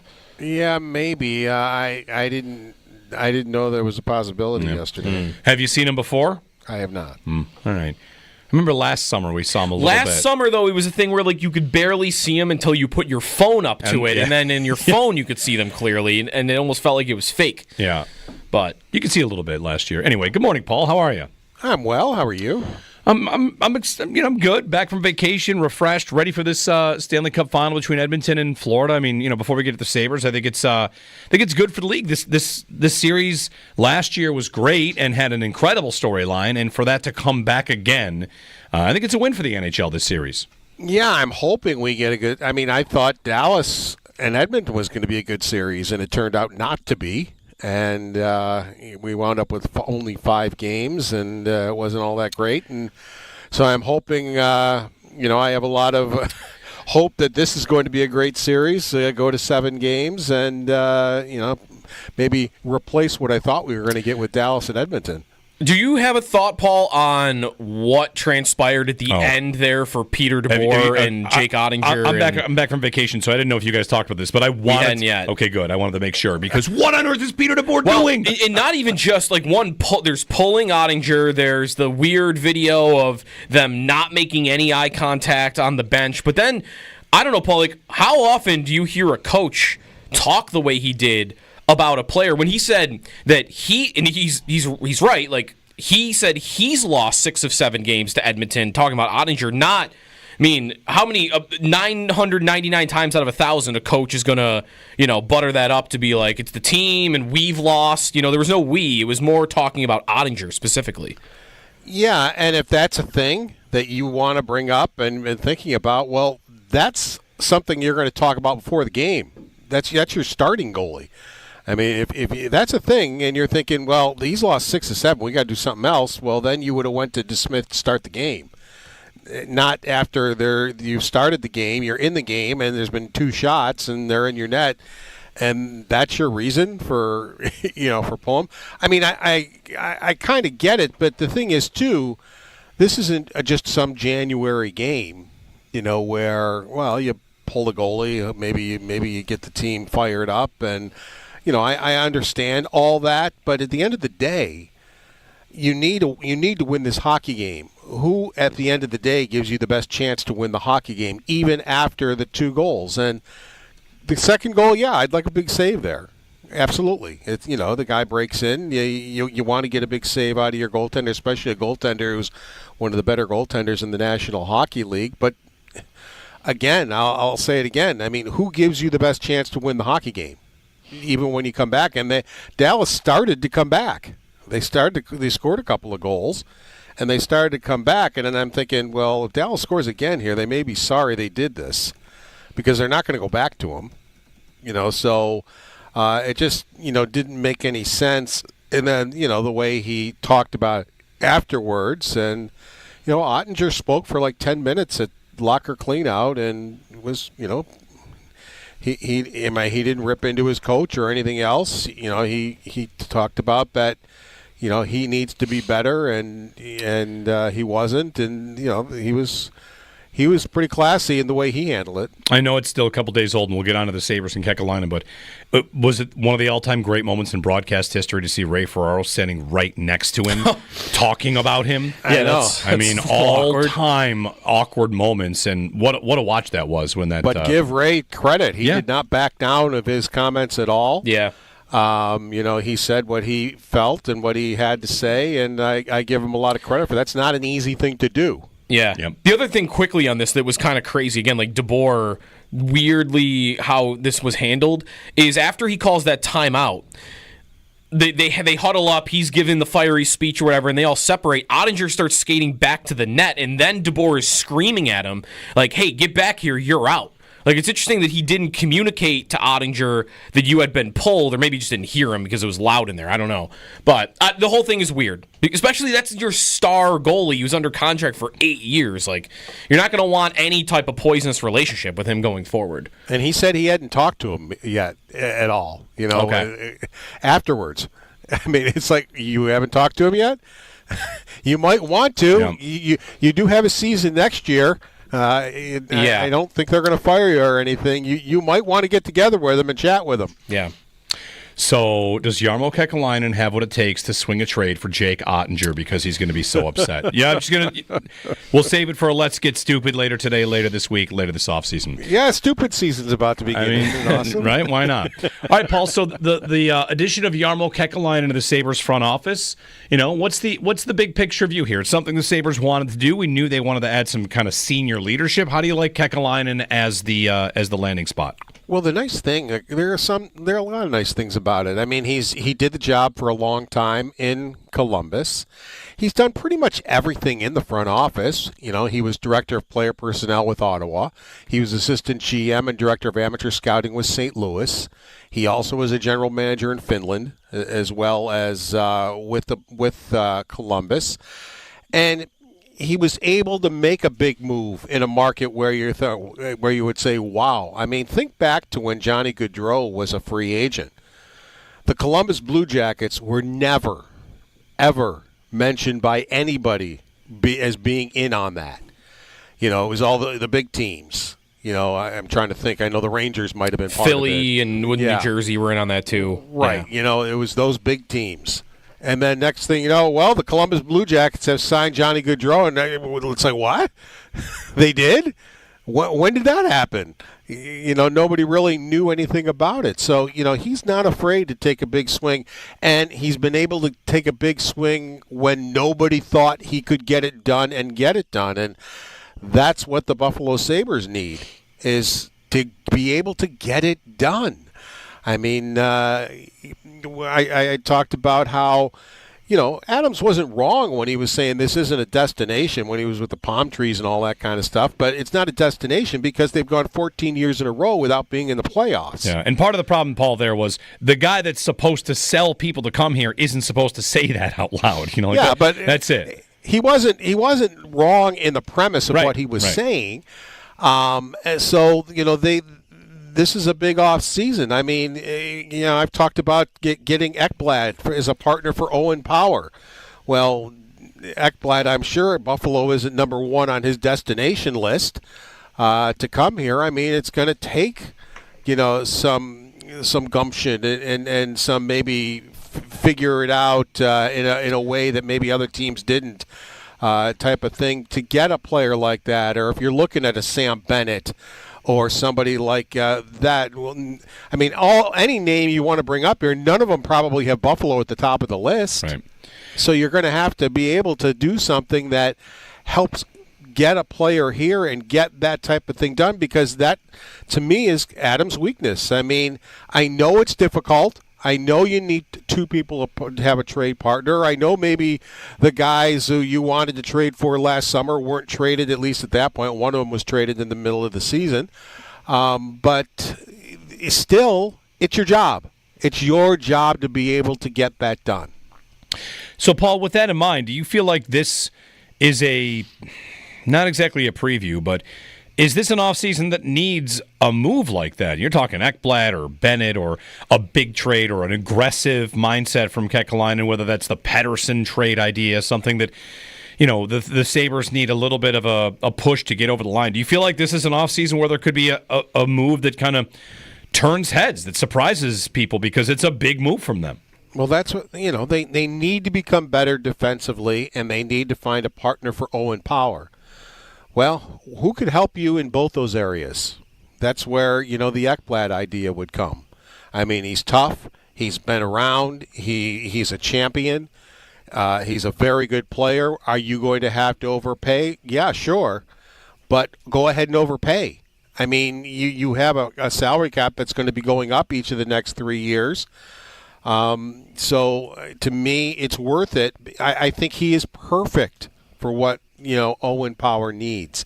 Right-handed shooting defenseman. He brings toughness. He brings a winning pedigree. He's just the type of player that I think Owen Power needs. So, all right, how do you figure out to go get that? Because they're not going to make the playoffs if they're still 29th in the NHL in defense, hanging their goalies out, and all that. So, but to me, that's such a priority for them that's what I'd be looking at. Paul Hamilton with us on the Western Hotline. Paul, have you thought at all, or do you think any, this wouldn't be a part of it, I'm sure, for the Sabres when they're making this hire, or at least Adams, but if this season doesn't go well, I don't know, doesn't Kekalainen kind of strike you as a reasonable guy to replace Adams if a year goes by and they miss again or just goes poorly?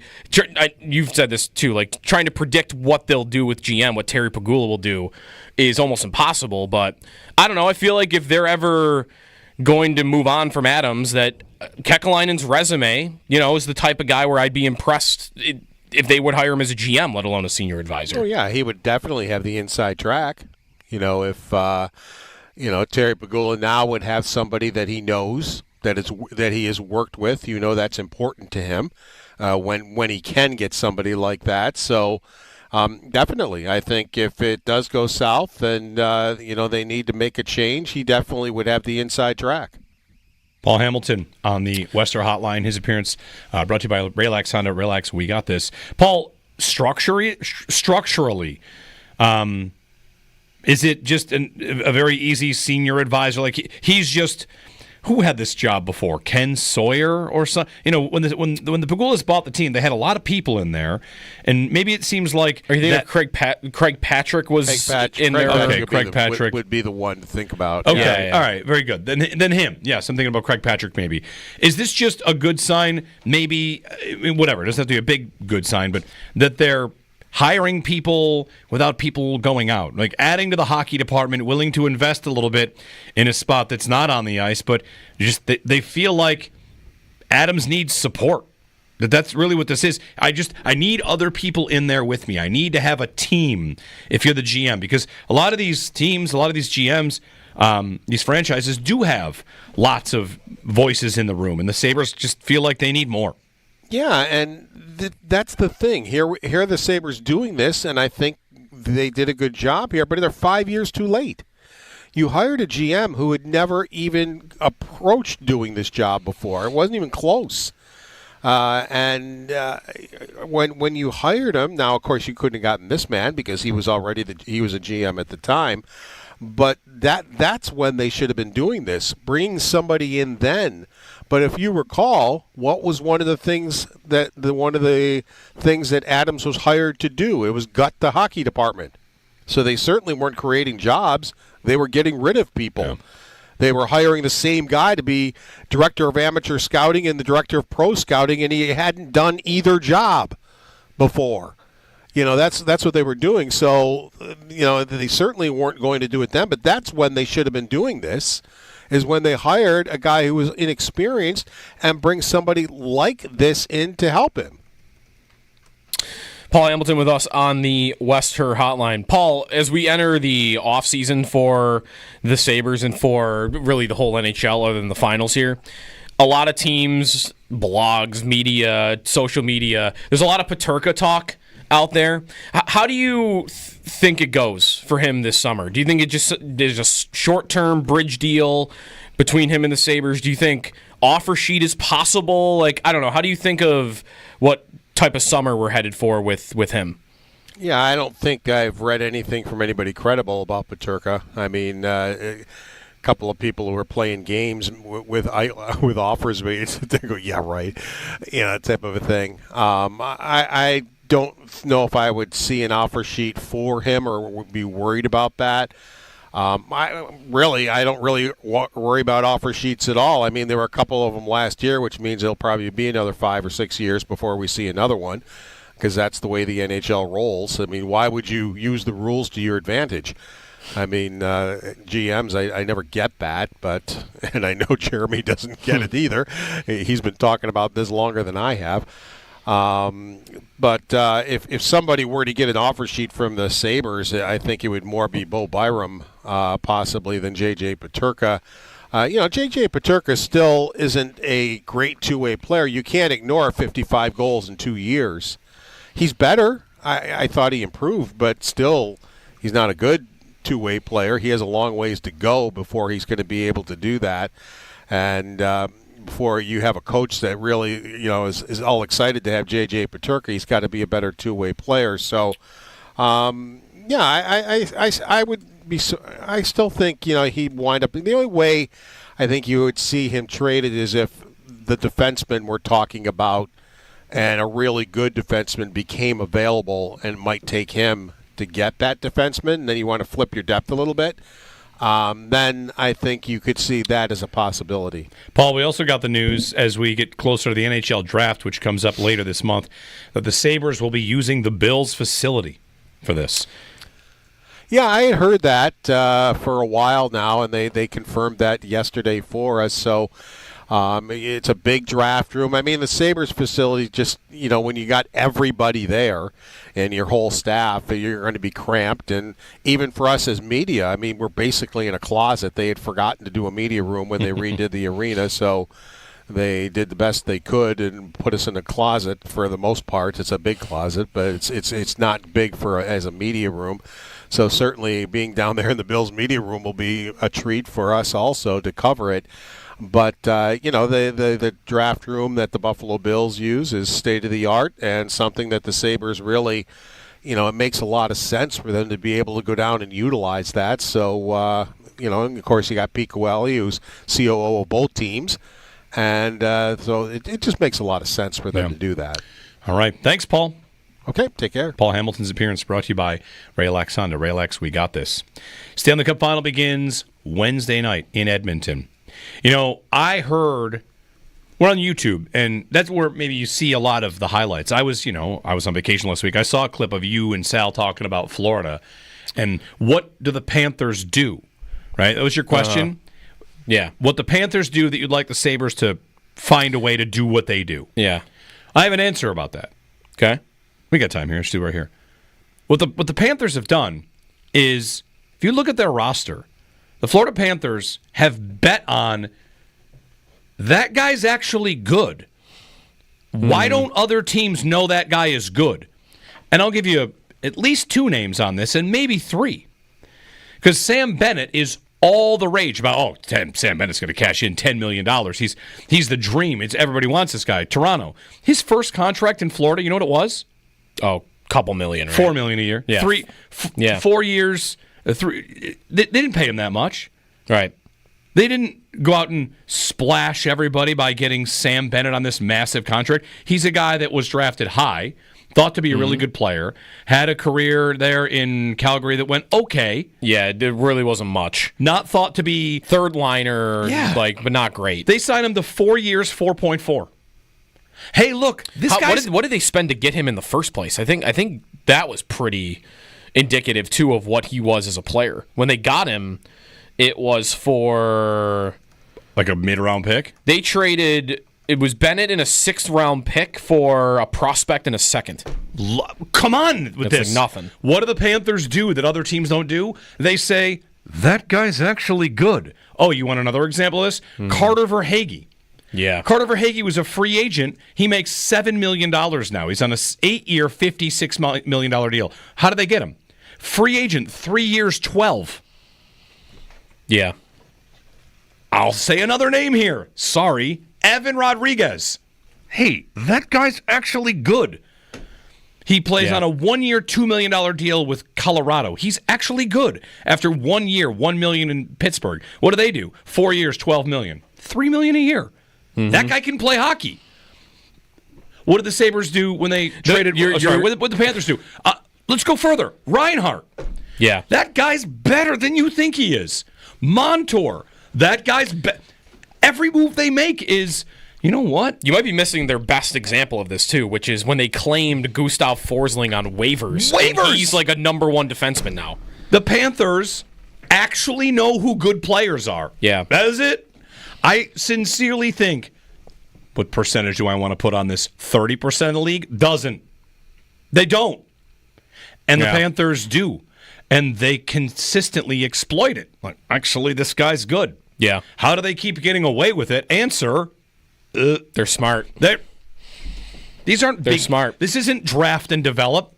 They've done that with Barkov and Ekblad and then, you know. But even that, those guys are so long ago. Like, really, that's another way of looking at it. Barkov and Ekblad, that's 10 years ago. Their team is built on what you're talking about. Guys they've identified on other teams that they think they're better than the league maybe thinks they are, and then they bring them in. Mm-hmm. They've got a couple guys that they've developed, like Lundell, Lutzerainen, right? Like, there's a couple, but that's not what the team is built on. That's their third line is basically built on that. And then they added Marchand on it, which made it even better. So that one's not like, out of nowhere found them. The other point that I made last week about this, because I've been seeing Travis Yost write about this repeatedly, like how valuable power play really is to wins now in the league. And I'm thinking a lot about Reinhart for that.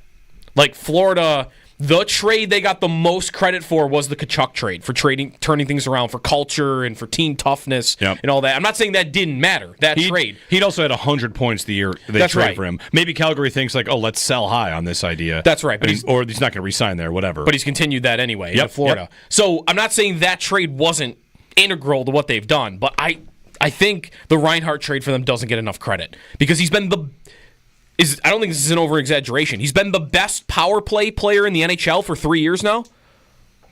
If he's not the best, he's one of the top five. Sure. And that, I think, has been enormous for them. It's not just the income tax. They don't have to overpay because they see a guy and they say, $3 million for you, that guy. Yeah, he's good. Yeah. He can play. Sam Bennett's on a 4.4. That's like, what does Samuelson make? 4.2? 4.25. Oh, come on. So what do you want to do? You want to give Bennett 8? Just saying, like, it doesn't even have to be silly season. You go out and you make a trade, a 6th-round pick trade, and then extend him for modest money because you're like, this guy's the top 5 pick. We think he's really good. To me, the Panthers are. I don't know why everybody doesn't think this guy's good. He's good. And then he goes to Florida and does great. I did see people pointing out that Bill Zito, their GM, was Kekalainen hired him. He was an agent. He was an agent in the NHL, and Kekalainen hired him. He's like, why don't you come work in a hockey department? Come be my assistant GM. All right. And then he went from there to be the Panthers GM. 803-0550 to join us. 1-888-550-2550. Jeremy and Joe, you can give us a ring on the Sabres, the Kekalainen move if you'd like. The Bills are off with OTAs and all that stuff. Josh got married this weekend. There's also a crazy Diggs take from the last 24 hours that I've seen in Boston. Let's have it. I'm ready for that. Let's do that next.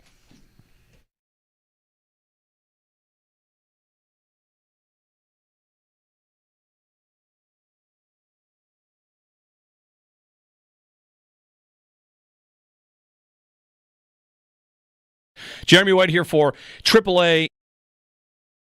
All right, Paul. So the addition of Jarmo Kekalainen into the Sabres front office, what's the big picture view here? It's something the Sabres wanted to do. We knew they wanted to add some kind of senior leadership. How do you like Kekalainen as the landing spot? Well, the nice thing, there are a lot of nice things about it. I mean, he did the job for a long time in Columbus. He's done pretty much everything in the front office. He was director of player personnel with Ottawa. He was assistant GM and director of amateur scouting with St. Louis. He also was a general manager in Finland, as well as with Columbus. And he was able to make a big move in a market where you would say, wow. I mean, think back to when Johnny Gaudreau was a free agent. The Columbus Blue Jackets were never, ever mentioned by anybody as being in on that. it was all the big teams. I'm trying to think. I know the Rangers might have been part Philly of it. and New Jersey were in on that too. Right. Yeah. It was those big teams. And then next thing you know, well, the Columbus Blue Jackets have signed Johnny Gaudreau, and it's like, what? They did? When did that happen? Nobody really knew anything about it. So, he's not afraid to take a big swing, and he's been able to take a big swing when nobody thought he could get it done and get it done. And that's what the Buffalo Sabres need, is to be able to get it done. I mean, I talked about how, Adams wasn't wrong when he was saying this isn't a destination when he was with the palm trees and all that kind of stuff, but it's not a destination because they've gone 14 years in a row without being in the playoffs. Yeah, and part of the problem, Paul, there was the guy that's supposed to sell people to come here isn't supposed to say that out loud. But that's it. He wasn't wrong in the premise of what he was saying. And so, this is a big off season. I mean, I've talked about getting Ekblad as a partner for Owen Power. Well, Ekblad, I'm sure Buffalo isn't number one on his destination list.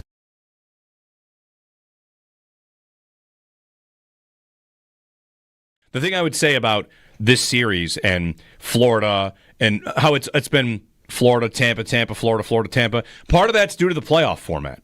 We're doing this. How many years in a row does the NHL need to see a team come out of the Metro and get walloped in the conference final because you have? It's basically like you have a tournament of the SEC and a tournament of Metro, like the Patriot League. The better division continues to win because the format is set up so you get someone to come out of a much weaker much weaker little bracket. So that's right. The last time a Metro team made it to the finals. Has it even happened in this format? Washington 7 years ago. Okay, 7. And the time before that was? Pittsburgh a couple times. So there was a 3-year span there where they did. But since then, Boston, and then 6 years in a row of Tampa 3 times, and then Florida 3 times. Yep. So, yeah, I mean, it also kind of makes the conference finals less interesting. I mean, definitely does. How many times, it often actually has been Carolina, hasn't it? Carolina had that streak going of 15 straight losses in the conference finals where, why are they getting to the conference finals? Because you're kind of maybe inflating, you go back on their history and you look at Brindamore's history as a coach, like, oh, this guy's made it to the conference finals 4 times. Well, how impressive is that if you're always going through the weaker end of the bracket? Because you're proving every time you get there, you're not on this level. You're not as good as Florida. You're not as good as Tampa when it was them. You're not as good as Boston when it was them. Like, the Hurricanes have been the class of the Metro, and what is that good for? The 4th best team in the Atlantic? Yeah. So they kind of get this free pass to the conference finals, and they just get wrecked every time, which just happened again. And it could have been the Leafs any one of these years, but they get beaten up by this format, which has them have to play Boston or Florida or Tampa every single year.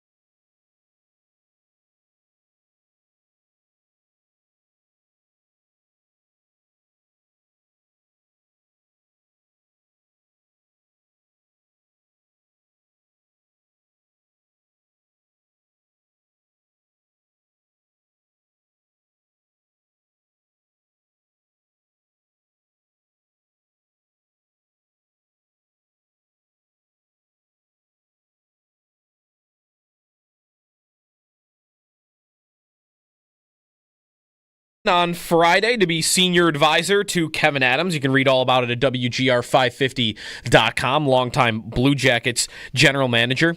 The NBA playoffs are into the finals. It's set. Pacers Thunder will be Thursday at 8:30 as New York falls to Indiana on Saturday. The Knicks season comes to an end. The Stanley Cup Final begins on Wednesday, Game 1 between the Panthers and the Oilers. Coverage of the Stanley Cup Final on WGR, which you can listen to here on WGR, presented by Fiegel Car and Joyce, your border attorneys, and brought to you by Window Nation, the perfect fit for your home and wallet.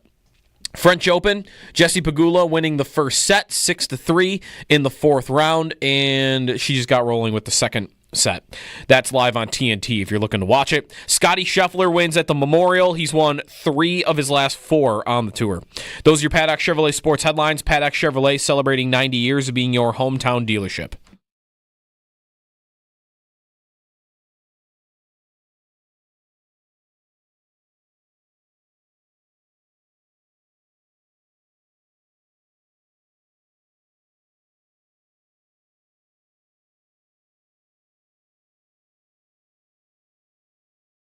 Do you think Diggs should be cut? Do I think he should be cut? Yeah, you. No, I don't. I do not. I came to the show yesterday with the opinion, not opinion, but the knowledge of that it is on the table, that it is being thought of. And it's not just the boat. It's not just the boat. There's some other things that I've heard. That's all. That puts some things in question. Are you all in? Are you all in here? 98.5 The Sports Hub on Scott Zolak. Yeah. So I was in Boston this week listening to some Patriots radio talk about Diggs. Good morning, Jeremy and Joe. Got a call in a moment here. The dead cap hit is 16.6. Who knows if there's language to get them out of it? Well, the language to get them out of it, I believe, this is what I read on the follow-up to that comment, is that he has not passed a physical yet. Okay. And that they could wiggle their way out of all of it in the name of he's not healthy, or they could figure something out like that. Or they could also, they could be like, we saw him with drugs in a video. Like, he breached his contract in some way, shape, or form. Yeah. So they would only do it, I guess, if they could get out of it completely clean. Presumably. Allegedly. Right. Not even really alleged yet, but anyway. One thing on Diggs, like, if he gets cut or if he doesn't, it's such a cliche for a receiver, especially the receiver position. We hear diva receivers and headaches, and there's a long history of the position and guys just becoming that. And I had the thought this weekend about Diggs and his career arc here. Like, if we talk about it like a breakup, which we have before, the Bills and Diggs broke up and went their separate ways. And maybe plenty of Bills fans were mad about it. Some thought, like, hey, best of luck, we had great times. Now we get to a stage, Joe, for me, where I think, is it sad? Now it might be sad. Wide receivers that are great, they don't all go down this road. Some just have great careers, retire, and go to the Hall of Fame. You've got more examples of that. And for Diggs, man, when they brought him here, he was the best receiver in football. He had multiple great seasons. And then, you want to say personalities or meshing with the quarterback, they burned out. Okay. And Allen couldn't take it anymore, or Diggs couldn't take it, or the team couldn't take it. You get to a point where, like, man, it's kind of like one of those tales of wasted talent that you could have stayed in a great situation if you just stayed. If you could just kind of keep it reined in, you were going to continue. Like, the Bills would not have really gone, I don't think, to the everybody eats, blah, blah, blah.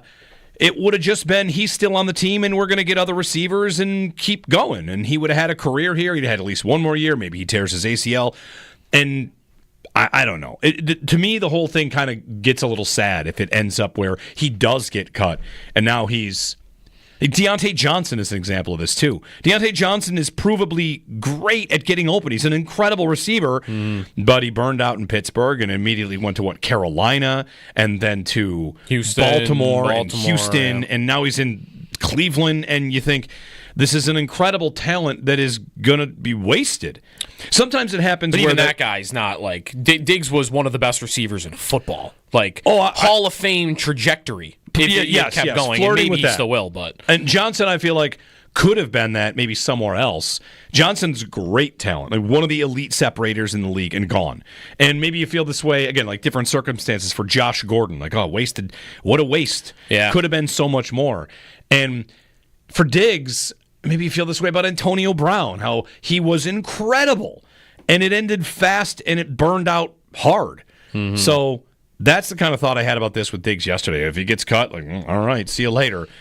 It goes from, thinking, all right, hey, sometimes relationships only last 2-4 years, whatever. And this time, not going to make it 2 months? That's tough. So I'm not even saying I feel for him. I just feel for, like, what a waste. What a waste. If you could have just kept it together here, he'd have what? Another 1,000-yard season? You would have had 1,000 yards in this offense last year, probably. He could still play. Yeah. Depending on how they would have used him and whatnot. Yeah, sure. And that's not even to say like the Bills missed him or needed him. It's just his career did not have to go this way. And it went so fast. It's a year and a half, really. From where he's at the hospital with Hamlin. We're talking about how great of a teammate he is. To a month later, there's cracks in this foundation, and then it's like it's over before it's over. Right. And his ability, how long has it been since he was like thought of as one of the best premier players of the position? I mean, first half of the year, his last year with the Bills, 2023. Remember him against Miami? Yeah. The Dolphins come in after scoring 70 points, and it's like, come on, like 70 points against the Broncos, we're going to put you in your place. 3 touchdowns. Then that day, it was Allen to Diggs. Mm-hmm. That's his final year. He was unstoppable. And by the second half of that year, it started to look like, he's maybe not as good anymore as we thought he was. And so go to middle of 2023 to right now. That's not even 2 calendar years. And he went from still thought of as one of the best receivers in the league to now. I don't want to write him off though for the how good he is, because I don't know how good he's going to be. I know post injury, that's tough. I'm pretty confident he's never going to be an elite number 1 wide receiver on the outside again. Right, that's done. I don't even know if he'll ever play on the outside again. He's probably a slot guy from here to the end, and he could be good. Larry Fitzgerald went to the slot at the end of his career and was still very good. But his days as a number 1 elite receiver in the game went from, he's in that conversation to he's not even near the conversation within 2 years. Yep. And that could be age, too. Tyreek Hill, I don't think, is in that conversation anymore. Right, Tyreek Hill, all of a sudden. And that was a year and a half ago. He was the best receiver in football. His explosive numbers went way down. It's all a point to be made about, like, why do these players hold out for the biggest contract they can get when they can? Because it goes fast. It's why I'm reading, like, I think they'll get it done. I don't think this will get that dramatic, but that like Terry McLaurin is not playing another down until he gets a new contract because he's 29. Yeah, like he wants it. I want it now. I'm not waiting. Scott in Cheektowaga is up. Hey, Scott. Good morning, gentlemen. Good morning. How are you? Good.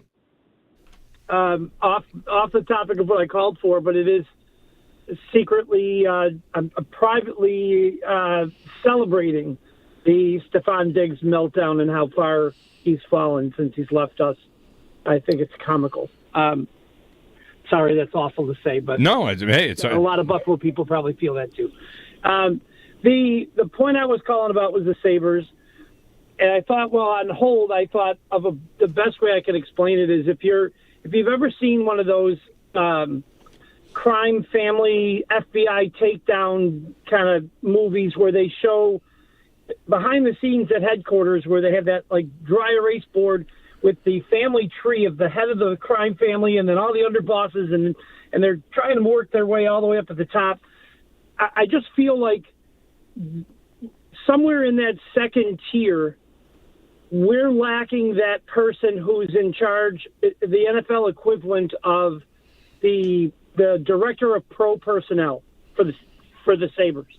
That the person that just is the Bill Belichick for the Sabres, and not necessarily the GM, but maybe that's the problem. It's just that these things you said on my drive in, I'm like, that is what we're lacking. We aren't that. We don't have somebody who can say, you know what, let's do this guy for 3 years at $4 million and give him the big contract 4 years down the road, and have him look. We had Reinhardt. And I don't know if it's definitely the problem of development of these players. These guys are 24 and 25 years old. They don't need hand-holding. Is the number one thing we're lacking is some guy that can train them to be better players. Maybe hold their hand a little bit here and there, but not. I think the biggest question mark we are lacking right now is finding those pieces on other teams to fill voids here. Yeah, thanks, Scott. It's not always about the best prospect. It's not always about needing the biggest price in free agency. Part of what drives me nuts about the Sabres in this conversation is, it's a little bit of, sure, you watch players that have been productive here, not valued, and go somewhere else and succeed. That's not a surprise. I think about the players that along the way we mentioned as, how about this guy? And for a good 5 years, there's this attitude of that doesn't fit the timeline. That doesn't fit the timeline. This team is young. We don't want a guy who's 28. It was multiple years of not wanting a player that was 29. And then Jason Zucker shows up and is really good. And like, oh, okay, yeah, a guy like that is actually important. They've needed steadying veterans for a long time, and it felt like they went 6 years without getting anybody that could be that player. And their free agent signings were $1.1 million guys that then get buried in Rochester and just like the right, like in the time between the day they signed Taylor Hall and the day they signed Jason Zucker. Is there one person that they brought in that fits this profile? No, it was always the only one that fits the profile is Tuck, and that's because there was the Eichel trade. Right, it's Connor Clifton. It's It's Sam Lafferty, it's Nicholas Aube-Kubel, and these are like all just like sure fillers. And that is maybe part of the Florida point too. Is you have to be good, you have to be talented at identifying talent and who is a pretty good player that maybe isn't in the right opportunity, isn't getting enough minutes that you think will be better here. And the Sabres had one go at that. They could have took more swings, but they took one very, very modest swing. After they missed the playoffs by 1 year, what were their moves? They brought in Connor Clifton and Eric Johnson. Yeah. Those were their moves. Right. And I feel like it wasn't that hard to see that was not going to go well. Right. And Eric Johnson, after like the second game of the season, was like, we can't be giving up scoring chances. Like, buddy, this team just traded scoring chances for a full season. It was awesome. Yeah. And that was when they changed kind of what they did. All right. Anyway. 803-0550. Get your Masters ticket applications in. Actually, don't. I got to figure. I can't figure out why I can't. They're closed this year. They're not taking applications, everybody. What? You're so much more confident in your 0.6% chance out of the 0.5? Text everybody you know. Actually, there are no Masters applications this year. They're not taking tickets. It's going to be a non-ticketed event. Sorry. Breaking news. Masters to close Augusta to crowds in 2026. Can you imagine you're just the only person there walking around in Augusta? Can I increase my odds by 0.002%? Yeah. If I tell people, it's actually it's August 1st. Yeah, right. Maybe they'll believe that instead. Oh, yeah. The big delay. You actually just show up at the door. They're not doing ticket lottery this year. You just show up. Yes. Anyway, get your applications in. Got to get there. And I'll buy an egg salad. I'll get there and I'll buy an egg salad sandwich and I'll give it to someone as a donation. Here you go. Have your egg salad. This one's on me. I'll pay it forward. I'll buy 10 egg salads for people in the gallery, the patrons. What if Scheffler said, "Hey, if you take a bite of that sandwich you're holding right there, you could come play with me today." Have a good round. You're at the practice round. Have a good round, Scotty. I'll pass. What? What do I need to do? Watch him blast it 150 yards past me? That's a good time? What if he only hit 7-iron the whole day? He'd probably still beat you by 100. Probably. I'd lied about my handicap and I'd try to beat him somehow. Anyway, 803-0550, our phone number. Jeremy and Joe on WGR.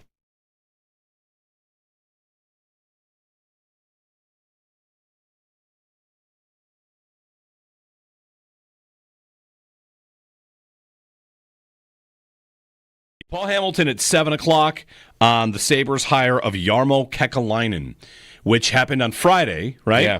And what time on Friday? Were you still here? No, it was after we were gone. It was during the Extra Point show, I believe. All right. It happened. So this is our first chance, both of us, to really kick around this idea on the air here of Jarmo Kekalainen, which is, as a hiring. Well, should I have the official title here? I probably should get this. Senior advisor. Senior advisor. Okay. Yep.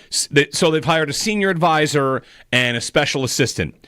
Basically, Kevin Adams with Jarmo Kekalainen and Eric Stahl has other bodies, other minds to discuss things about how they're going to do whatever, everything they do with the team, how they're going to move forward, their sounding boards, or they give feedback, or they make decisions. You know, they can be part of a group think more idea. And I think that's good. Without going any further, more minds, more people that have knowledge of the game being in there is probably good, right? That's an easy one. The question from there is, will it be any different? Will anything really provably be different, and could anybody have expected anything better than what they did, realistically? I don't think you could have. I mean, they tried. It sounded like they tried, right? It sounded like they tried. They wanted to talk to Lou Lamoriello. Maybe they did talk to these guys, but they couldn't get them to do the job. Lou Lamoriello, Ken Holland, whoever else they might have talked to. Ken Holland, who took a GM job.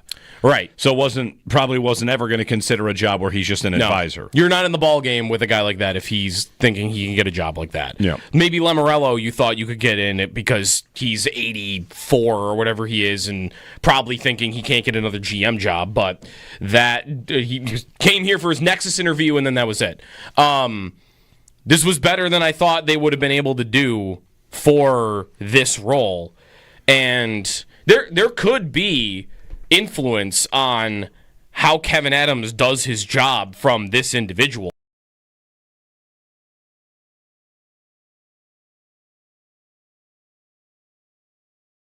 Stat of the day for you on Scottie Scheffler. I've got a couple different Scheffler stats, but we'll stick to these two. Maybe you've seen this one, maybe not. It's pretty good.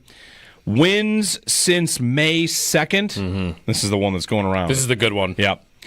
Scottie Scheffler, 3. The Colorado Rockies, 3. Rockies have played 28 games. They have 3 wins in 28 games. Scheffler has 3 wins in 4 events. So Scheffler and the Rockies, each 3 wins since May 2nd. And then one other thing about Scheffler, I like this one. This came from Justin Ray, who is head of content at TGL, Athletic, Sky Sports. He's all over the place. Golf Guy. Win percentage when leading after 54 holes. Because once Scheffler got that lead on Saturday, you're like, well, this tournament's over. Scheffler's pretty good here. I don't think you're allowed to call Scheffler boring or ruining golf by winning as much as he has, which he's won a lot. Yeah. And he pulls away, and he seems inevitable. His win percentage in the last 40 years, leading after 54 holes, is 75%. And there are only 3 better. Tiger. Which is He's probably like 98. 95.7. Yeah, of course. It's unbelievable. You want to talk about the most boring golfer of all time in a good way. Tiger winning 95.7% of the time when leading after 54 holes. Mickelson is third, 76%. And what was the time period again? It's last 40 years. 40 years? To have done it 10 plus times. Who has the best win percentage? Is like Nick Faldo going to be on that list? Ernie Els. So right. Woods, Els, Mickelson, Scheffler. Scheffler's at 75%, just behind the other two. And then, of course, there's Tiger at 90. So this is boring. This guy's winning all the time. Like Tiger did that quite a lot. Yeah. So, he's not as emphatic though in some of you don't see the crazy fist pumps from Scheffler maybe that you did from Tiger. No, that's right.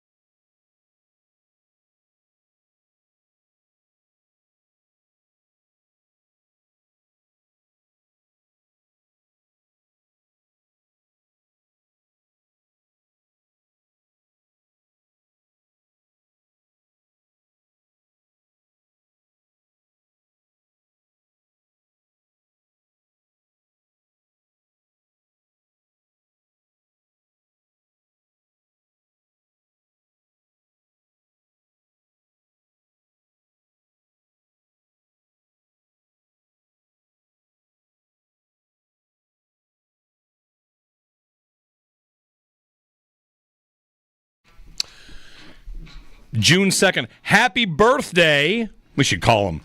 You know whose birthday it is? My dad's. Happy birthday to your dad. He has a birthday, bro. Who should we call? Howard.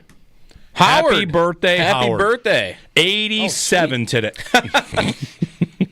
I should have done that with him on the phone. I hope he's not listening. Who knows? Happy birthday, Howard. Yeah. Happy birthday. It is National Leave the Office Early Day. All right. See ya. Let's go. This is a little early for that. I mean, we could leave at 9:40 and still have it qualify. It is very early. Yeah. Happy birthday, Howard. Any other famous birthdays today? Who's birthday bro with? Howard. Because do you know who your birthday bros are? Like, I know who mine are. I know like 10 of them because I have the best. Like Arnold Palmer. The best roster. Is mine. No one can touch my roster. No? Nope.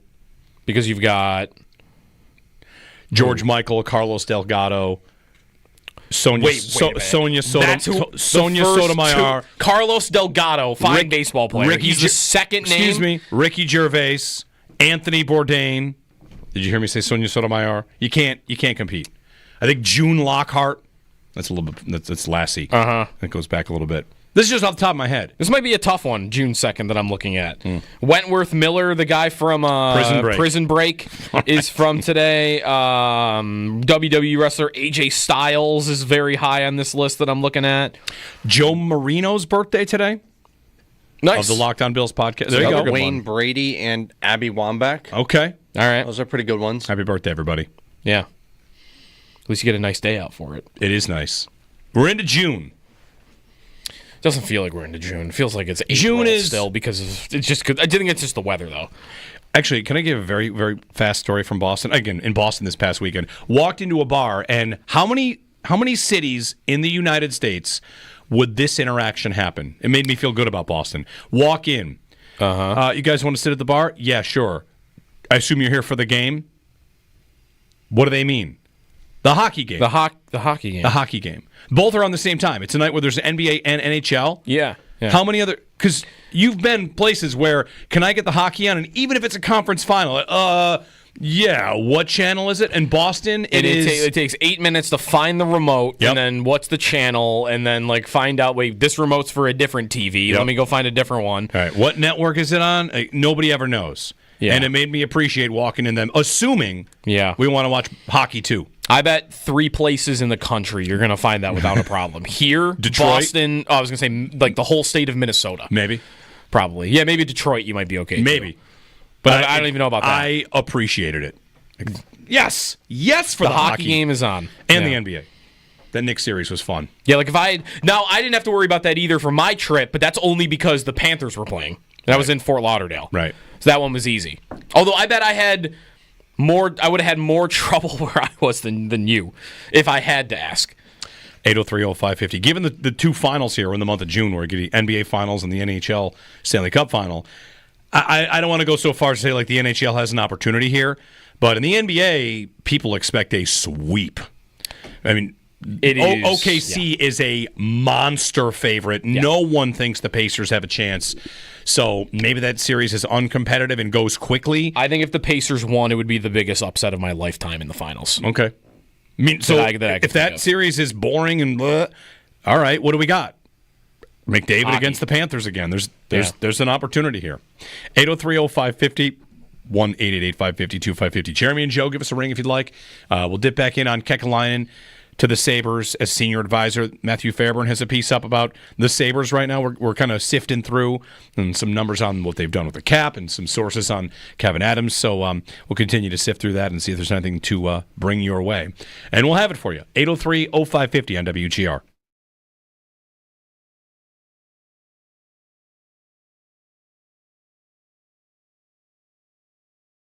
The thing I would say about this series and Florida and how it's been Florida, Tampa, Florida, Tampa, part of that's due to the playoff format.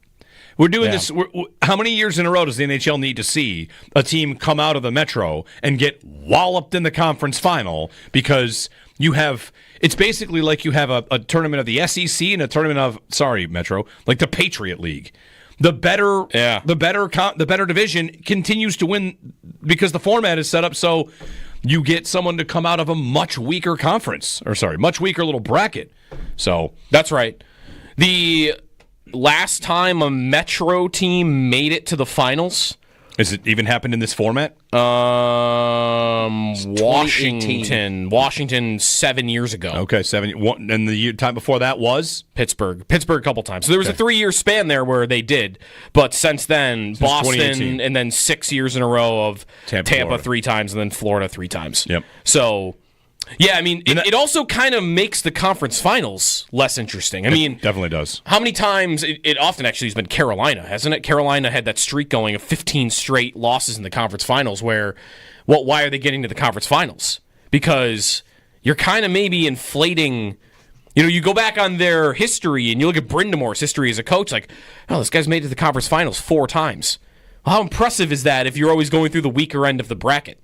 Because you're proving every time you get there, you're not on this level. You're not as good as Florida. You're not as good as Tampa when it was them. You're not as good as Boston when it was them.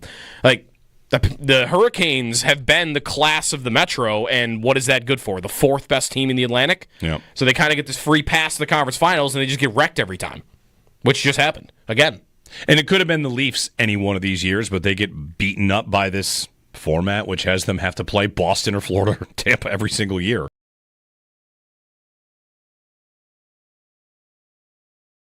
Paul Hamilton at 7 o'clock on the Sabres' hire of Jarmo Kekalainen, which happened on Friday, right? Yeah.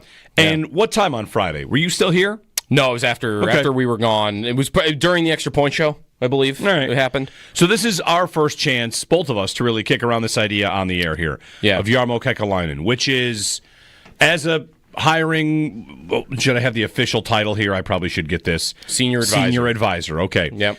So they've hired a senior advisor and a special assistant.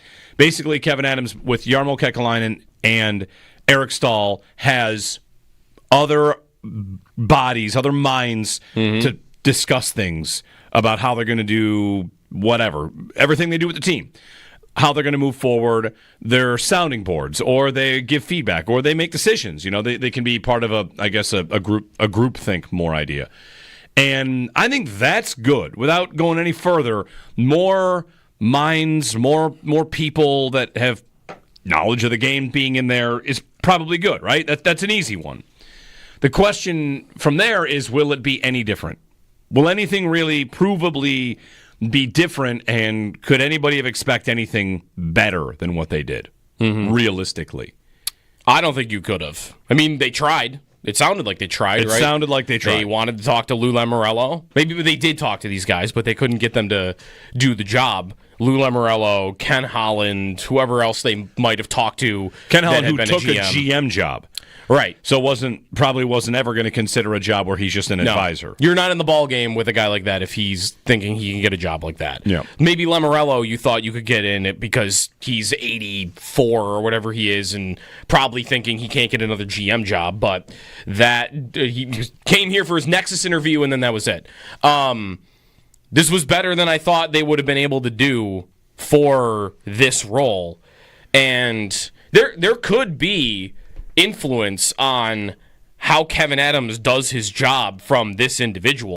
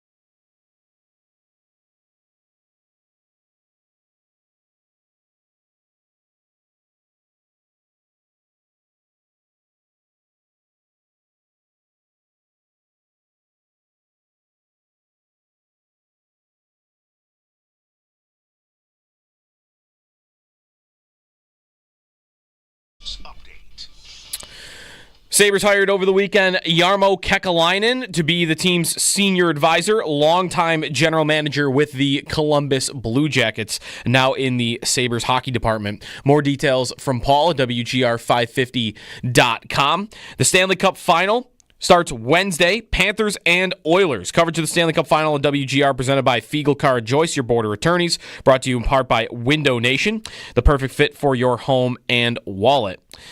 The game on Wednesday will be at 8 o'clock, and you can listen to that right here on WGR.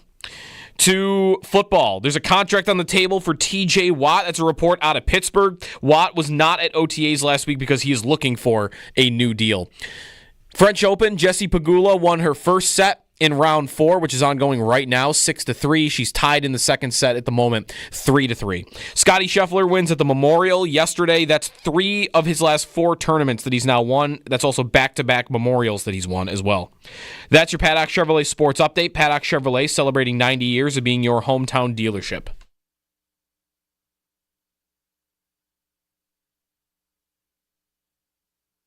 The nonsense and the foolishness and the top-notch basketball analysis, all of that stuff's going to be on. It's going to be on ESPN or ABC next year, not on TNT. For that, we're sad. But I'm proud to say for the last time, thanks for watching us. It's the NBA on TNT. Inside the NBA signs off. It's going to ESPN. Yeah. And there's just the belief that it won't be the same. There's a concern about that. Yeah. It could. They are basically licensing the show out to ESPN. Okay. Like they are producing it in the same studio with all the same production crew, like all the same people around that show from their Atlanta studios. And then they're just licensing it out. So Turner is still making the show. Well, I guess the team that team is making the show. Right. I guess the question would be, will ESPN have the will they put their fingers on it and say, we don't like how we'd like you to do this differently or this differently? You could wonder that. The one area of confidence I guess you could have that they won't is I guess they haven't done that with the Pat McAfee show. Yes, I would agree with that. The Pat McAfee show is... But they might have written language in their contract, though, the McAfee show, about you're not allowed to touch anything we do. Maybe. I mean, ESPN went for Barstool Van Talk with PFT and Big Cat, and that got canceled in like a week. I think in a day. Right. I think the night it happened. Right. They were like, hey, we're going to do this. Like, actually, no, we're not. Never mind. Yeah. And McAfee, it feels like he's always fighting with ESPN, passive-aggressively. A little bit. On the air. Yeah. So I don't know about it inside the NBA now on ESPN. We'll see about it. It's been a strange story to kind of follow as they're all treating it like it's over, and then it's actually not over. We're switching networks. All right. Right. Anyway, we'll see how it goes. NBA Finals set, Stanley Cup Finals set. Good morning, Jeremy and Joe. Both back from vacation, back together here on WGR as we start June, and summer approaches. Yes. Also, yesterday was when teams got all their new cap space for all the post-June 1 stuff. I saw Mike Giannitti breaking that down. The Bills are not on the list, though. Okay. So their cap is the same as it was yesterday. Is there a spot here for surprise cuts, guys that might get let loose now? Maybe. Or maybe not surprise cuts, but... I don't know with the Bills if that's true. Is there anybody, like AJ Epinesa, maybe is a name that I've thought about for whether or not he would make the team, but you're into June now, and I don't know why you wouldn't just wait until training camp if you thought, hey, there's a chance we cut him. And I don't even know that that's even a thought now, because think about what they are at that position. Bosa now is already injured, and there already was a belief you might not be able to count on the guy to stay healthy. Well, he's already hurt. And the other guy he signed is suspended. Suspended, yeah. Your three, I was thinking a lot about defensive line last week, because that's been the theme of their offseason, right? Let's build up the defensive line. And all the guys they signed in free agency are right now at this moment, like in some way, shape, or form, unavailable. 2 of them got suspended, and the other one's already hurt. So, I was thinking about that with, here's this TJ Watt story. Like, I don't know how different he is from the Trey Hendrickson story, but we began the offseason wanting a whale for the Bills, specifically probably at that position. Garrett signed, Crosby signed, they're gone. Well, fast forward 2 months, I've got 2 other elite guys Hendrickson and Watt still unsigned. That are unsigned, and, they're not necessarily available right now, but maybe they're worth a conversation. And I've got the Bills sitting here with, okay, they addressed it, but does that mean they fixed it? I don't know. Yeah. I think they more so addressed it than I would say right now that I'm not sure they're going to have some dominant defensive line the way it all sets up right now. Well, to that point, Brandon Beane has a reputation. People call him Big Baller Beane and put the sunglasses up like he takes big swings because he has. He has made aggressive trades. He has made big signings, big free agent signings. The last 2 off seasons, it's been quieter. And, as we kind of live in the moment of that, you might wonder if he's changed his course a bit or if it's just the circumstance that makes it that way. There could be a big trade that he was ready to pull off that the other team backed out on. Maybe they made an offer on Garrett that we never found out about. I mean, maybe that's unlikely, but if it's or maybe he would have. If it sure. ever got to that right. that he would have. Or Hendrickson, if the Bengals would take the call, maybe he'd make that offer, but they said, don't even bother. We're not going to do that. So, you don't necessarily want to say that a GM has become a little less big swing guy because he very well could still do that. But the name, the big baller name, that's going to require a move at some point to keep it, to go, right? Mm-hmm. To still have that idea. If they just keep drafting and signing middle free agents for the next 4 or 5 years, we'll wonder about that. Right, because the last one that really fits the profile of it's Vaughn. And that's 4 years ago? It's 4 years ago, which I wouldn't expect they have one of those more than every couple of years. It's I wouldn't expect that every single season. Yeah. But is there a thought of, they're due for one of those? I guess right now I've got 2 guys that are probably worth phone calls that would fit the profile of, here we go. Sunglasses Bean, what would you expect him to be doing this weekend? If he's wearing the sunglasses and he's earning the nickname of Big Baller Bean, then he's calling the Steelers about TJ Watt. Yeah, there was a time where we would think they'd be in on all that, and that probably stems from Vaughn. It stems from their pursuit of Beckham, Hopkins. If you go back 6 years, it's the Diggs trade too. Before that. Yeah, and they like to trade up. They trade up often in the draft. They, of course, did not this time around. Not that they had to, but the point is, you just get this idea. He's earned a reputation. He's earned it of being someone that's willing to take that swing. And their biggest swing. What's their biggest swing since Vaughn? Was it Bosa? 1 year. It's a 1 year deal. $12 million. By the way, the one difference between Watt and Hendrickson is the money you have to have on your books available. It's Watt's numbers double from what Hendrickson is. So I don't know if the Bills would be even capable of making the room to get him here before signing him. Their biggest swing is, it's middle free agents, which is fine, right? Maybe it is trading Diggs away.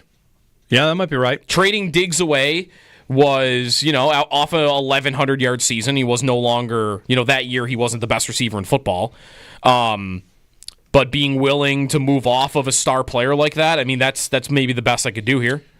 And I think that's fine that they've gone a couple years without making the big splash move. I'd love to see that happen again when the opportunity lines up. It'll line up sooner or later because they just had a big draft class, and a lot of their swings this offseason were extensions. That's not nothing. I don't want to push those aside. They made 4 commitments. With all these extensions and all these draft picks, we're going to talk next year, hopefully after they win the Super Bowl and they're looking to defend their title. They could do whatever they want after that. Well, I feel like the conversation will again be not that many holes. What should you do? Yep. You going to draft 7 or 8 players, or are you going to spend some money, draft some guy, make a trade up? Who knows? It's the conversation kind of comes from, as we talked to Paul an hour ago about Jarmo Kekalainen with the Blue Jackets and him now joining the Sabres. He's got the reputation that he was not afraid to swing big, and I think the Bills have a GM with a reputation that's not afraid to swing big. So I don't think anyone would say he's afraid to. It might not have just materialized in the last 2 seasons to really go for something big. They also might not feel like they need it. And I think you bring up a good point how the departure of Diggs and saying we can do this with and everybody kind of mentality, that might have been the big gamble, and that, of course, did work last year. So, to a degree, it worked to a pretty strong degree in the regular season. But I do wonder, is that guy still in there, though, that wants to take the big swing, that also has a team right now where he feels like one that doesn't need it, but could use it, wants it, and has enough flexibility cap-wise to pull it off? Or is it too late in the game where I'm sure, if the Bengals or the Steelers today announced, or it comes off like, we're taking offers, we're shopping them. I don't know that the Bills would be able to get in the game on that, especially with Watt. Like, Hendrickson seems to be a little easier cap-wise. There would be teams that could do it. The Jets, for instance, I mentioned that June 1st yesterday, now teams get some of the cap back. They get a bunch of cap because of the Aaron Rodgers release. So the Jets have more cap space than they did yesterday. If Hendrickson or Watt becomes available, they could probably do that. I don't know that the Bills can. But I wonder from being in that whole front office how much they would want it. Because they've wanted that defensive line. And they wanted Vaughn. They wanted a star pass rusher and felt like at that time that they needed it. And a couple years later, again, they've addressed this position. They have more in terms of volume that looks like could be good at that position, but you still don't have the whale. You don't have the superstar. A lot of this offseason in January for me was going to be, can they hunt down somebody that makes the NFL top 100 list, that is an all-pro level player, that is a star? And I think without doing that, they've done a pretty good job. But if I get to a point where the guy like that is out there again, I wonder what their desire would be to add a player of that caliber. 803-0550. As of June 1, here's a story from Mike Flory on one player that could move. Jalen Ramsey becomes a more feasible trade option now. And he's definitely... the team basically announced that he's going to move. Yeah. So, what do you think they're doing, by the way? Did you see the reports from them, Jonnu Smith, too? No. That Ramsey's going to be gone, and, okay, they're just openly talking about trading their best tight end, too. The whole thing is weird. They're middling everything, it sounds like. So, with Ramsey, if they had traded him 2 days ago, $25 million in dead cap. By trading him today, it's 6.7 this year and $18 million in 2026, which, that sounds like the same number, but you can apply a bigger chunk of it to next year when the cap will, of course, be up by like $50 million again. Right. Like it always is. So, post-June 1 designations, now it is post-June 1, so it's much easier. If Ramsey is going to get moved, the Dolphins could do that. 803-0550. What are the Dolphins doing? Who knows? The division is, it comes down to the Bills, obviously, and how scrappy can New England be? Yeah, because I think I'm writing off Miami, completely. I would. They've got some pieces that are still pretty nice there, but I feel like they are just poised for a blow-up, or I wonder how bad they could really be this year. And maybe that'll be dependent on how much more they move off their team. They're about to trade one of their best corners, or their best corner, and I don't know if they're going to trade their best tight end also. Smith last year, was he not second on the team in everything? He was awesome. Reception-wise? Waddle was hurt all year. He didn't have a big year. And even Hill, Hill had a down year. Jonnu Smith, amazingly, finally, was the guy that was producing for them on offense. He led them in catches. There you go. Jonnu Smith. With Tyreek Hill and Jalen Waddle, who, by the way, Tyreek Hill played 17 games and Jalen Waddle played 15, and who led them in catches? It was Jonnu Smith. And they might trade him. So, I don't know that they're going to be horrible, but I don't see a path for them being competitive this year with the Bills. And I do wonder how much I would go too far with New England sometimes in assuming that they're going to take that next step, but that's why I'd be so confident about the division. I don't see a path for two of these teams, let alone a likelihood that they're going to do it. If New England does cut Diggs, which there's a report, Scott Zolak saying they could cut him, their receiver room, Diggs is a desperate kind of leap for them anyway. Yeah. It's Mac Hollins and Keyshawn Boutte and Demario Douglas. Jalen Polk from last year, who had Javon Baker. But Polk had a bad rookie year. Neither one of those guys had really big, really anything. And now you're Drake May, who's in year 2 with just not a lot to work with. Well, that might be their biggest question right now, right? Is if they want to be competitive in the division, what do they need to have happen? I think their defense is probably going to be pretty good. Right, they spent a ton of money on it. They brought in Milton Williams, Carlton Davis, Harold Landry too, I guess. There's a pretty solid belief, I think, that defense will be pretty good. The defense wasn't that bad in the first place, right? But can they hang offensively? Probably not. Can they keep up? Here's where the joke's on us. By the way, they also drafted Kyle Williams, 3rd-round pick. Yeah, the joke is on us. Why? Because if Drake May is truly the next Josh Allen, they're going to just install and everybody eats offense over there. That's it. That's the answer.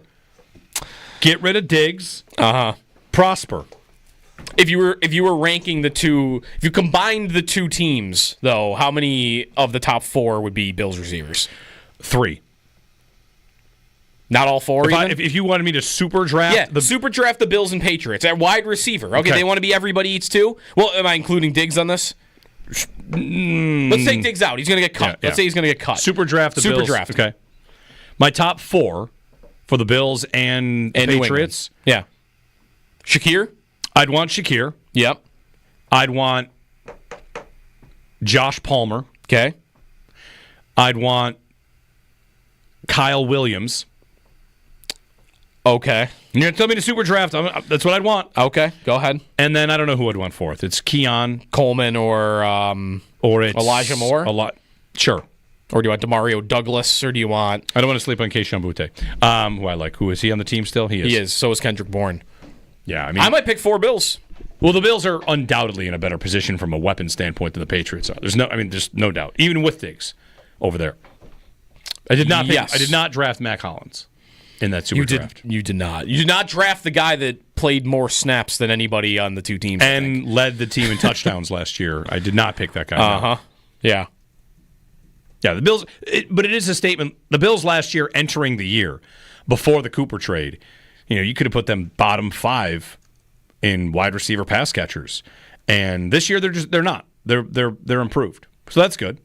I see Elijah Moore got some positive reviews at OTAs. Yes, he did. Not a surprise. Yes, not he a did. surprise. That kind of gets to the point about earlier we talked about the Florida Panthers. Specializing in. I think this guy's actually good. Why doesn't anybody think he's good? That could be Elijah Moore. It could be. Did you see my comparison between Palmer and Moore? Josh Palmer? And the weirdness of their contracts? That if you look at the two players, they have, through 4 years, they've played, I think, the game sample size is like 2 different. Like, they played the same amount of games, and their stats are identical. Yeah. One guy got $11 million on a 3-year deal, and the other guy got a 1-year deal for like up to 5. And I'm not saying there aren't reasons why that happened, but isn't it a little strange or curious that statistically they have the same career and the league valued them totally differently? Mm-hmm.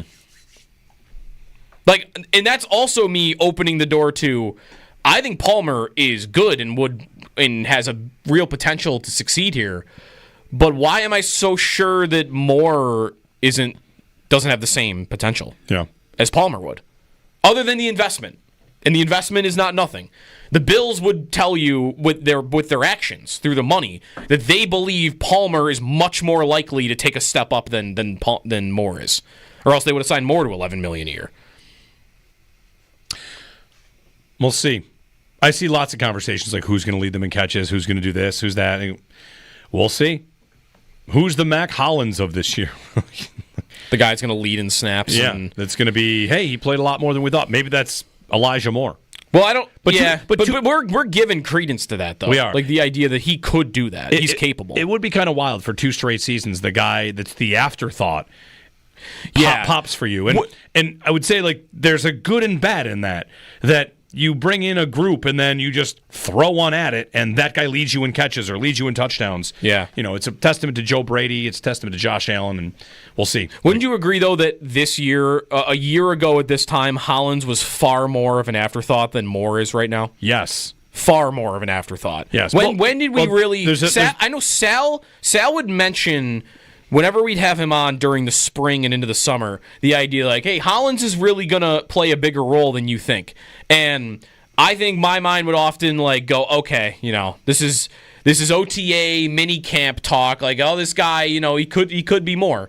But then that ended up being absolutely right. And I think it was by what?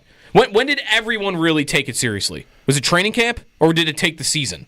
The idea that, okay, no, this guy is actually going to play on offense. Because I don't think I took it seriously until we got close to the year. You know when people took it seriously? Houston. Oh, so into the year, you're saying? Into the year, Houston, when he was getting a lot of targets, and it became, this can't sustain like this.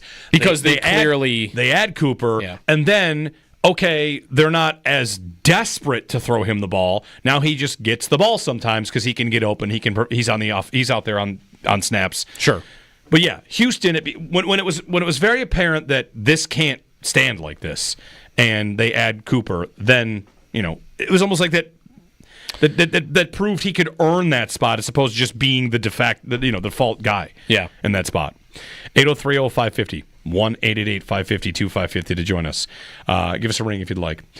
What else? What do we got coming up? I've got some other stuff to tell you about. You haven't been on the James Cook not showing up to OTAs thing. I don't know if you have anything on that. It's fine. It's fine.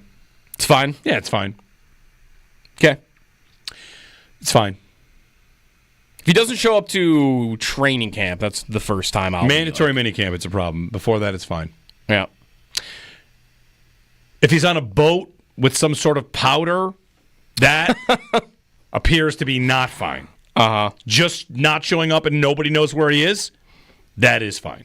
No snark there, obviously. Like he's quietly doing whatever he's doing. Mm-hmm. Jeremy and Joe, 803-0550, our phone number, 1-888-550-2550. Happy June, happy summer. We made it. Who knew we were going to have to make it through May together, but we did. We made it through May. Worst May ever? Worst May ever. I think you can definitely say worst May ever. It was pretty tough. So enjoy it out there. Hit a patio, hit a golf ball, hit a walk in the park, whatever you can. Join us here on WGR 803-0550.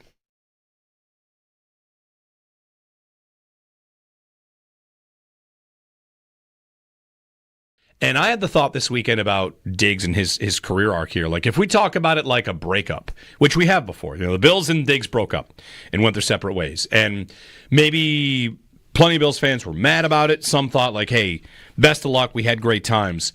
Now we get to a stage, Joe, for me, where I think, is it sad? Now it might be sad. Wide receivers that are great, they don't all go down this road. Some just have great careers, retire, and go to the Hall of Fame. You've got more examples of that. And for Diggs, man, when they brought him here, he was the best receiver in football. He had multiple great seasons. And then, you want to say personalities or meshing with the quarterback, they burned out. Okay.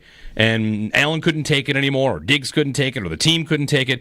You get to a point where, like, man, it's kind of like one of those tales of wasted talent that you could have stayed in a great situation if you just stayed. If you could just kind of keep it reined in, you were going to continue. Like, the Bills would not have really gone, I don't think, to the everybody eats, blah, blah, blah.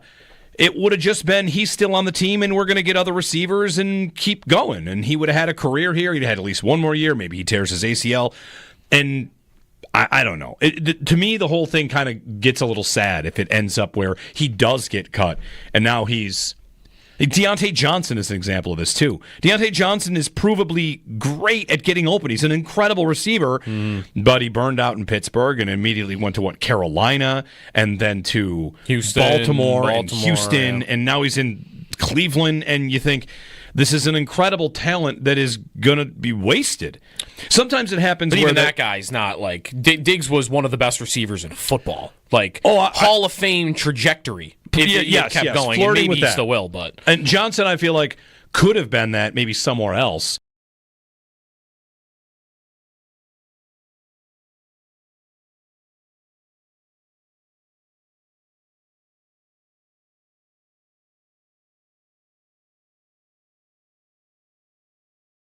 The thing I would say about this series and Florida and how it's been Florida, Tampa, Tampa, Florida, Florida, Tampa, part of that's due to the playoff format. We're doing this. How many years in a row does the NHL need to see a team come out of the Metro and get walloped in the conference final because you have? It's basically like you have a tournament of the SEC and a tournament of Metro, like the Patriot League. The better division continues to win because the format is set up so you get someone to come out of a much weaker conference much weaker little bracket. So that's right. The last time a Metro team made it to the finals. Has it even happened in this format? Washington 7 years ago. Okay, 7. And the time before that was? Pittsburgh a couple times. So there was a 3-year span there where they did. But since then, Boston, and then 6 years in a row of Tampa 3 times, and then Florida 3 times. Yep. So, yeah, I mean, it also kind of makes the conference finals less interesting. I mean, it definitely does. How many times, it often actually has been Carolina, hasn't it? Carolina had that streak going of 15 straight losses in the conference finals where, why are they getting to the conference finals? Because you're kind of maybe inflating, you go back on their history and you look at Brindamore's history as a coach, like, oh, this guy's made it to the conference finals 4 times. Well, how impressive is that if you're always going through the weaker end of the bracket? Because you're proving every time you get there, you're not on this level. You're not as good as Florida. You're not as good as Tampa when it was them. You're not as good as Boston when it was them. Like, the Hurricanes have been the class of the Metro, and what is that good for? The 4th best team in the Atlantic? Yeah. So they kind of get this free pass to the conference finals, and they just get wrecked every time, which just happened again. And it could have been the Leafs any one of these years, but they get beaten up by this format, which has them have to play Boston or Florida or Tampa every single year.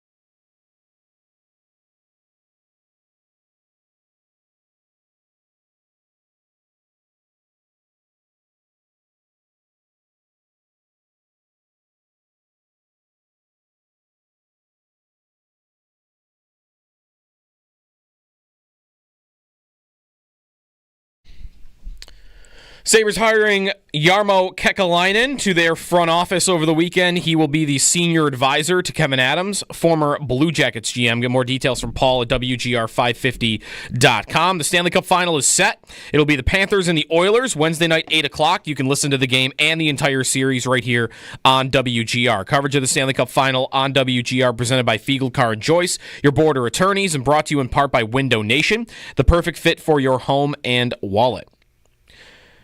French Open, Jessie Pegula is tied 1-1 in sets in the 4th round with Lois Boissuan. She just started the 3rd set. You can watch that game over on TNT. Scottie Scheffler winning at the Memorial yesterday. That's his 3rd win in his last 4 tournaments, including the PGA Championship in the middle there. Those are your Paddock Chevrolet sports headlines. Paddock Chevrolet celebrating 90 years of being your hometown dealership.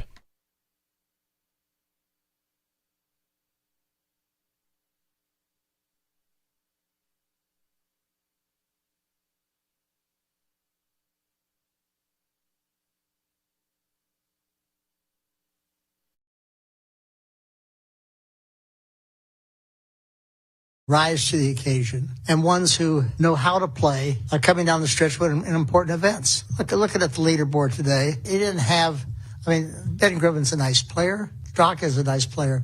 Nick Taylor's a nice player. Those are all the guys that were there basically coming down the stretch. But he knows that those guys, are not in his league. Jack Nicklaus on Scottie Scheffler. Is it a good day for Ben Griffin? Hey, Jack just said I was a nice player. Even though he's a nice player, but he's no Scheffler. Anyway. That's not a great. I don't think. I think I'd use that as bulletin board material if I were Ben Griffin. I'm gonna show Jack Nicklaus. He called me out. He said I was a nice player. Did he say before? Like he's a nice player. That's different than he's a nice player. You're right. Which on the bulletin board, I don't know how you want to go. He's a nice player. And it's very different. The inflection matters. Yeah. Hey, you can still get the WGR VIP golf card. It's a great idea ahead of Father's Day, which is on the way. Of course, the U.S. Open will be that same weekend. But here's what you get. It benefits PJ Hope. And PJ Hope introduces and teaches golf to veterans and active military to enhance their physical, mental, social, and emotional well-being. So it goes to PJ Hope. And getmyperks.com is where you go. You get 8 different experiences. The VIP golf card is $129, and you get 18 holes at Diamond Hawk, at Shamrock Hills, at Attica's 10th hole in golf course, at Bobolink. You get $25 at Riggs at Golf Warehouse, 18 holes at Destroyer Park Golf, a box of Vero X1 golf balls as well, and an hour at the Golf Dojo Simulator, indoor golf simulator. So get that at getmyperks.com. Still a couple left. You can get them before Father's Day. Make sure you do. I've asked the YouTube chat when it would be okay for me to tell you about Old Sandwich. Is everyone ready to hear me talk about, not about my golf game, but about an experience that I had? When is it okay? I think this is a fine now? Time if you want, yeah. Let's get Gary on a cell in first. Gary's on the bill. You want to call him, talk Bills and Sabres, or throw anything our way, you can, and then you can't be mad. Like, why are you talking about golf? I want to talk about an experience I had, and I'd make it a topic if I could, so maybe we find one along the way. But Gary on a cell first. Hey, Gary, good morning. Hey, good morning, guys. Morning. I have a question for you that not everyone's been asking, or maybe I haven't heard it on the radio, but I'm a little concerned, and I want to get your feedback on it, on our D-line. With the 2 guys missing 6 games, and with Bosa now with a calf injury, and he's obviously injury-prone, what is their plan for that position? And I guess as a 2-part question is that are they eligible to be cut at all or look elsewhere? So, I mean, that's 6 games. That's more than a third of the season. And then if they're not eligible to be cut, is there something in their contract that they generally, when the Bills sign players, that, hey, listen, if we find that you did something illegal prior to starting, that all bets are off? So I guess that's my main concern. Yeah, so on that part, if they wanted to get out of it, they could have, and they didn't. With Ogunjobi? With Ogunjobi, at least, right? Like, Bean kind of spoke to that. Yep. That maybe they could have, or not even maybe, that they could have got out of it when he told them, but they kept going. So at this point in time, I think it's over. You're not cutting them now. And maybe you still could, but I don't think they're going to do that. My big thing on what are they going to do at defensive end, I'm not so sure how much they really need to be better at defensive end, that much better. And they got a couple of rookie edge rushers too. Like they'll get somebody in the mix. Landon Jackson could be in the mix there. And like thinking about their build, I think the defensive end issues last year were kind of overstated. I just don't think it was as big of a problem as we kind of made it out to be. Sure, they needed better results on defense. You know what's going to give them better results on defense? The secondary being better. This was by far the weakest last year, the weakest secondary that a Sean McDermott team's ever had, right? DeMar Hamlin starting, which they did not want. That happened all year out of necessity. Mike Edwards never got off the ground. Cole Bishop was not ready. Maybe Cole Bishop is ready this year. Max Hairston, I mean, if that goes well, what kind of upgrade is that? Off the charts? Teams knew that Douglas couldn't hang physically the way that Hairston hopefully will be able to. So part of my optimism about what their defense will be up front is that they'll be better on the back end. Because you're confident they'll be better on the back end? Yeah, I think it's possible. I'm going to famously say it couldn't be worse, but I mean that in a McDermott Range. The range of secondaries the Bills have had under Sean McDermott. Granted, it's a lot of Hyde and Poyer. A lot. Yeah. Year one after that ends up being Rapp and Hamlin. And that's, to me, it's not very good. I think Rapp brings some playmaking ability. I like him just fine. Hamlin, you just kind of knew teams could attack them there, and did. And this year, hopefully, it can be better. That's the thing, though. It's still hopefully, right? But that's everybody. It's possible. Every single move is hopefully. Every draft pick, every free agent for every team is going to be hopefully this works out. That's right. But at some other positions, you're relying on veterans to be that. And at the back end, isn't it more about the young guys doing it? Which is fine. Like, that could work. Sure. But I guess I might even expect that between Bishop and Hairston, one of those two, I expect is going to make their secondary as a whole better. Right. I'm not sure that both. You could how likely would it be both guys are going to hit the ceiling that you imagine for them? But the odds would tell you that one of them probably will. It comes down to your expectation. The Bills last year in pass rush win rate ranked where? They were pretty low, weren't they? 6th. Oh, was it? Wasn't a lot of that Von Miller, though? Okay. But they were 6th in pass rush win rate. So you're asking me how they can be better in that area. I just think that if they maintained the same there with improvements in the secondary, I think they'd be fine. TJ Sanders could be maybe a part of this. I mean, I'm not going to have any one guy. I mean, it feels like everybody eats on the defensive line, which is pretty much what they do all the time anyway, right? They rotate a lot of guys, and they've got a lot of new faces in there. So, although last year that was less true than ever before, maybe because they were thinner. Like Rousseau played more last year than any end I think had played under McDermott at all. Yeah, they got reinforcements. They have more volume, hopefully more quality, and the secondary is a big part of it. Their depth in the secondary. Now it's Tre'Davious White and Dane Jackson's back, and I feel like that's probably better than where they were before. Yep. Even with modest expectations for Trey White. That's right. I will say though that as with all things Bills, a lot of that evaluation, they were 6th in pass rush win rate. The counter to that is going to be where were they in the playoff game, in the playoff games even. Yeah. You might point at the Kansas City game. Rousseau was not good in the Kansas City game, and I thought McDermott, by the way, this kind of went under the radar. The same way he kind of spoke openly critiquing. And honestly, things about like Coleman and Kincaid, like Kincaid needing to get bigger and Coleman needing to respond better from the injury, although that might have been Bean that said that. He said something about Rousseau last week. He did. I want to get the quote exactly, but something along the lines of he knows he's got to be more physical. Yep. Something along those lines. So, and that could, my mind immediately went to, well, that's what happened in the playoff game. Playoff game, he was kind of invisible. And that's been a criticism of the Bills' lines through all these games that they've lost in the playoffs. And even, man, I watched back some of that Ravens playoff game a couple weeks ago. It's Lamar Jackson. It's a different type of pass rush. You're terrified of him, right? Mm-hmm. The touchdown that they score before Mark Andrews drops the 2-point conversion, they're on like the 25-yard line. Like they're driving. It was so easy for them. It was so easy for them. Watch the playback on that touchdown. Again, it's Lamar. You're afraid of him running. He has 9 seconds back there, and no one's even close.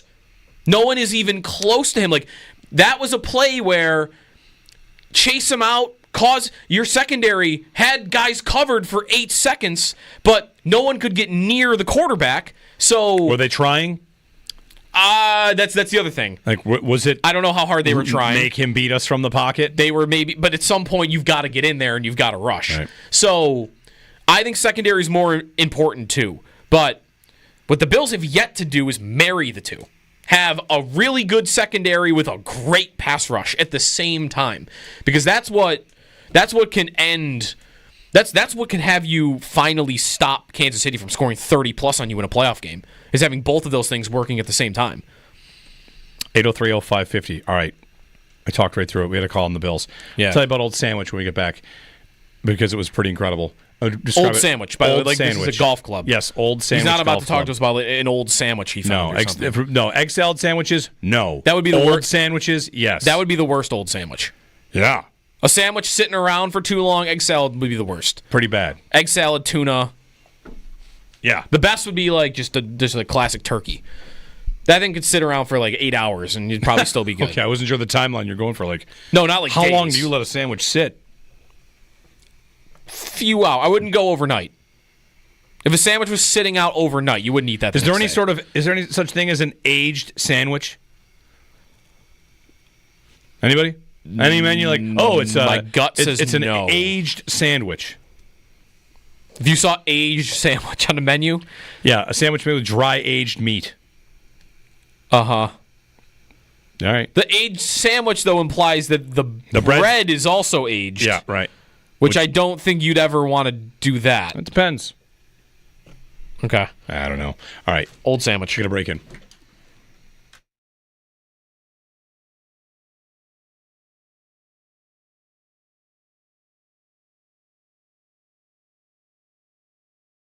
All right, Paul. So the addition of Jarmo Kekalainen to the Sabres front office, what's the big picture view here? It's something the Sabres wanted to do. We knew they wanted to add some kind of senior leadership. How do you like Kekalainen as the landing spot?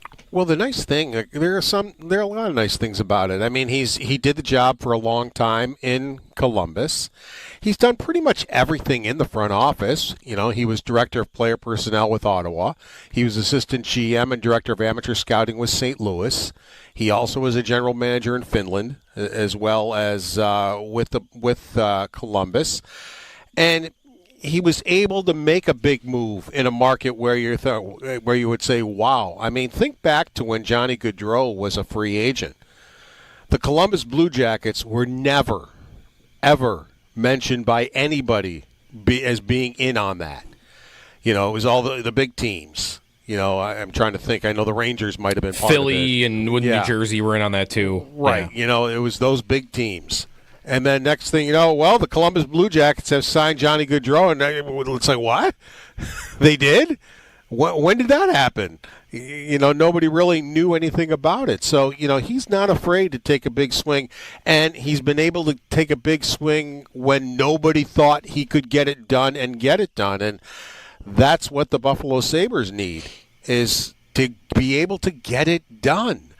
I mean, I talked about how, Adams wasn't wrong when he was saying this isn't a destination when he was with the palm trees and all that kind of stuff, but it's not a destination because they've gone 14 years in a row without being in the playoffs. Yeah, and part of the problem, Paul, there was the guy that's supposed to sell people to come here isn't supposed to say that out loud.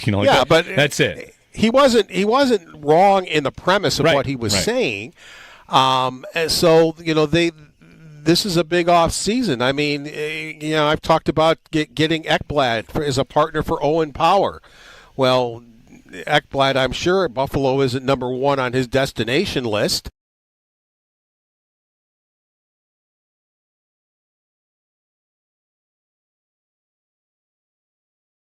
Stat of the day for you on Scottie Scheffler. I've got a couple different Scheffler stats, but we'll stick to these two. Maybe you've seen this one, maybe not. It's pretty good.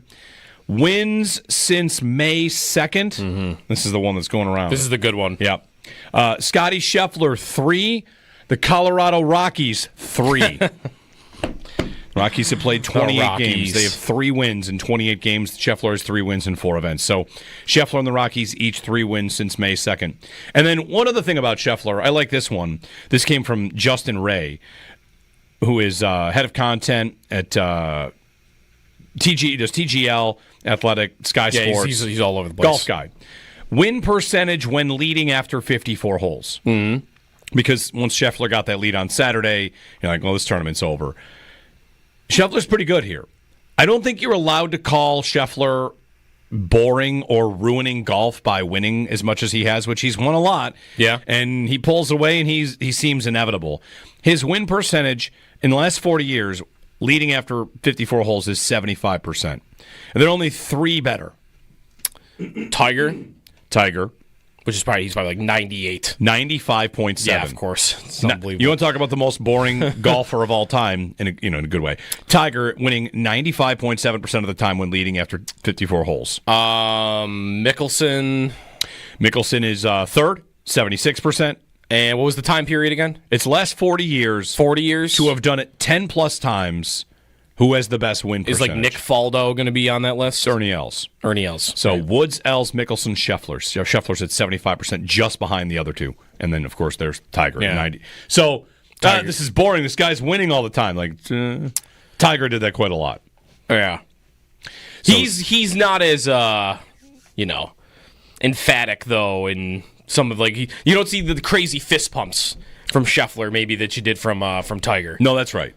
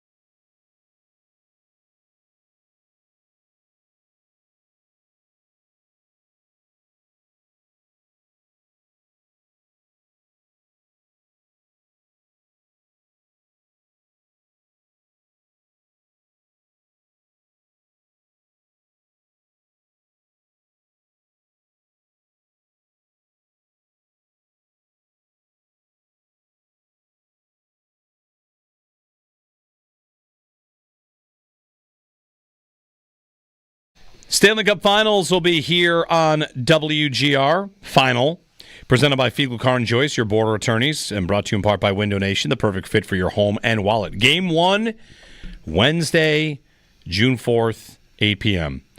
Wednesday, off day, Friday. Off Saturday, Sunday to go to Monday. Off Tuesday, Wednesday to play Thursday. There's multiple times they're off 2 days in the middle. The series goes from June 4th to June 20th. Isn't that annoying that it's called the Stanley Cup Final because the NBA took the rights to the word finals? So that's why I think the NHL has it called the Stanley Cup Final. Is that right? I think it has something to do with the NBA. Yeah. The NBA and the NHL, some agreement that they were now both going to be called the finals. Okay, but they could call it because the NBA wants to just be known as the finals. Sure, okay, but they could still have the Stanley Cup Finals. Other tournaments are called finals. They could, but I guess, I don't know. There's some reason why they want their own thing. All right, Stanley Cup Final. Or the NBA doesn't want them to do it. I think it's dumb. Tournament starts, or rather, the series starts Wednesday, 8 p.m. All the games are 8 p.m., and they're spaced out. That's right. You're right. Even the Edmonton games? Yeah. Or 8 o'clock? That's good. Yep. Good. All 8 p.m. I hate when there's I hate the travel day. How spaced out are they? They skip a Saturday, 2 days between games 2 and 3. Okay. 2 days between games 3 and 4.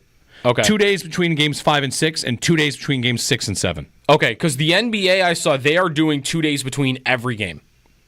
Oh, I don't think there's an every other once. I mean, it's such a rough trip from Oklahoma City to Indianapolis. Yeah, here we go. Are they walking? So the series starts. Listen to this. The series. I don't know if I like this. Maybe I hate it. The series starts between the Pacers and the Thunder on June 5th. Game 7 would be June 22nd. Yeah. Almost like the month would be the whole. I don't think it'll go 7. We're going to have a lot of sportsless days mixed in there.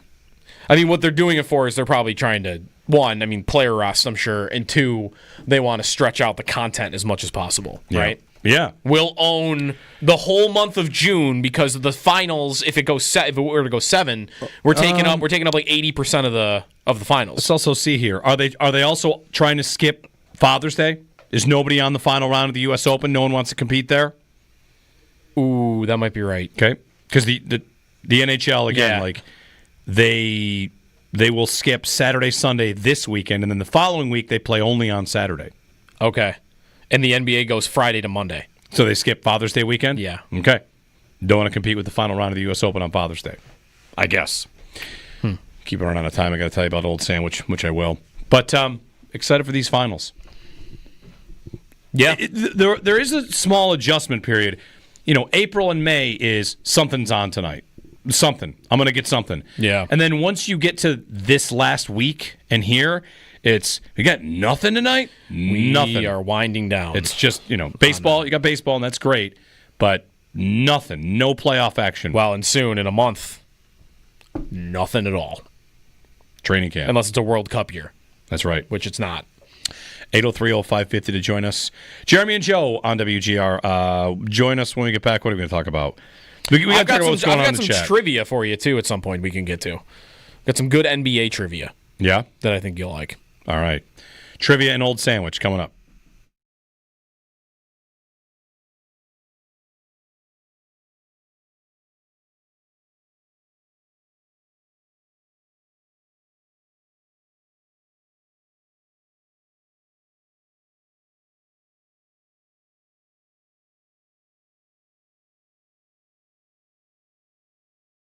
And I had the thought this weekend about Diggs and his career arc here. Like, if we talk about it like a breakup, which we have before, the Bills and Diggs broke up and went their separate ways. And maybe plenty of Bills fans were mad about it. Some thought, like, hey, best of luck. We had great times. Now we get to a stage, Joe, for me, where I think, is it sad?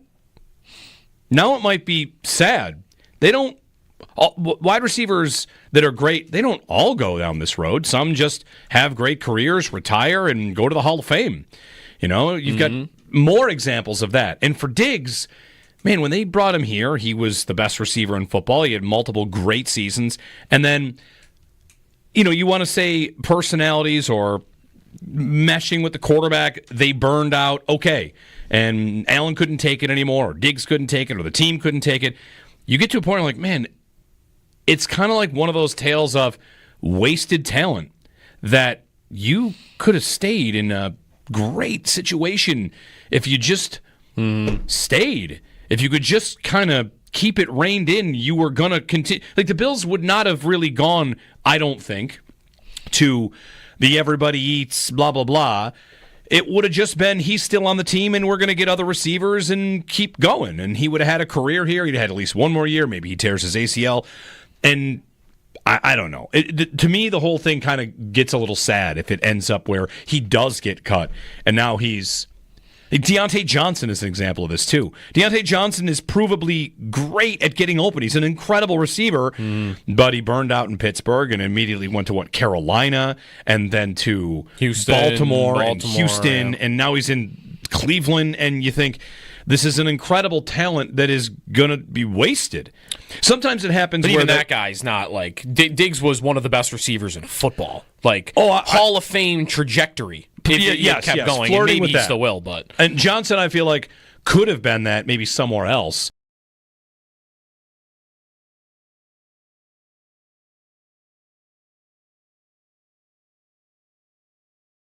Paul Hamilton at 7 o'clock on the Sabres hire of Jarmo Kekalainen, which happened on Friday, right? Yeah. And what time on Friday? Were you still here? No, it was after we were gone. It was during the Extra Point show, I believe. All right. It happened. So this is our first chance, both of us, to really kick around this idea on the air here of Jarmo Kekalainen, which is, as a hiring, should I have the official title here? I probably should get this. Senior advisor. Okay. Yep. So they've hired a senior advisor and a special assistant. Basically, Kevin Adams with Jarmo Kekalainen and Eric Stahl has other bodies, other minds to discuss things about how they're going to do whatever, everything they do with the team. How they're going to move forward, their sounding boards, or they give feedback, or they make decisions. They can be part of a group think more idea. And I think that's good. Without going any further, more minds, more people that have knowledge of the game being in there is probably good, right? That's an easy one. The question from there is, will it be any different? Will anything really provably be different, and could anybody have expected anything better than what they did, realistically? I don't think you could have. I mean, they tried. It sounded like they tried, right? It sounded like they tried. They wanted to talk to Lou Lamoriello. Maybe they did talk to these guys, but they couldn't get them to do the job. Lou Lamoriello, Ken Holland, whoever else they might have talked to. Ken Holland, who took a GM job. Right. So probably wasn't ever going to consider a job where he's just an advisor. You're not in the ball game with a guy like that if he's thinking he can get a job like that. Yeah. Maybe Lamoriello, you thought you could get in it because he's 84 or whatever he is, and probably thinking he can't get another GM job. But that he came here for his Nexus interview, and then that was it. This was better than I thought they would have been able to do for this role, and there could be influence on how Kevin Adams does his job from this individual.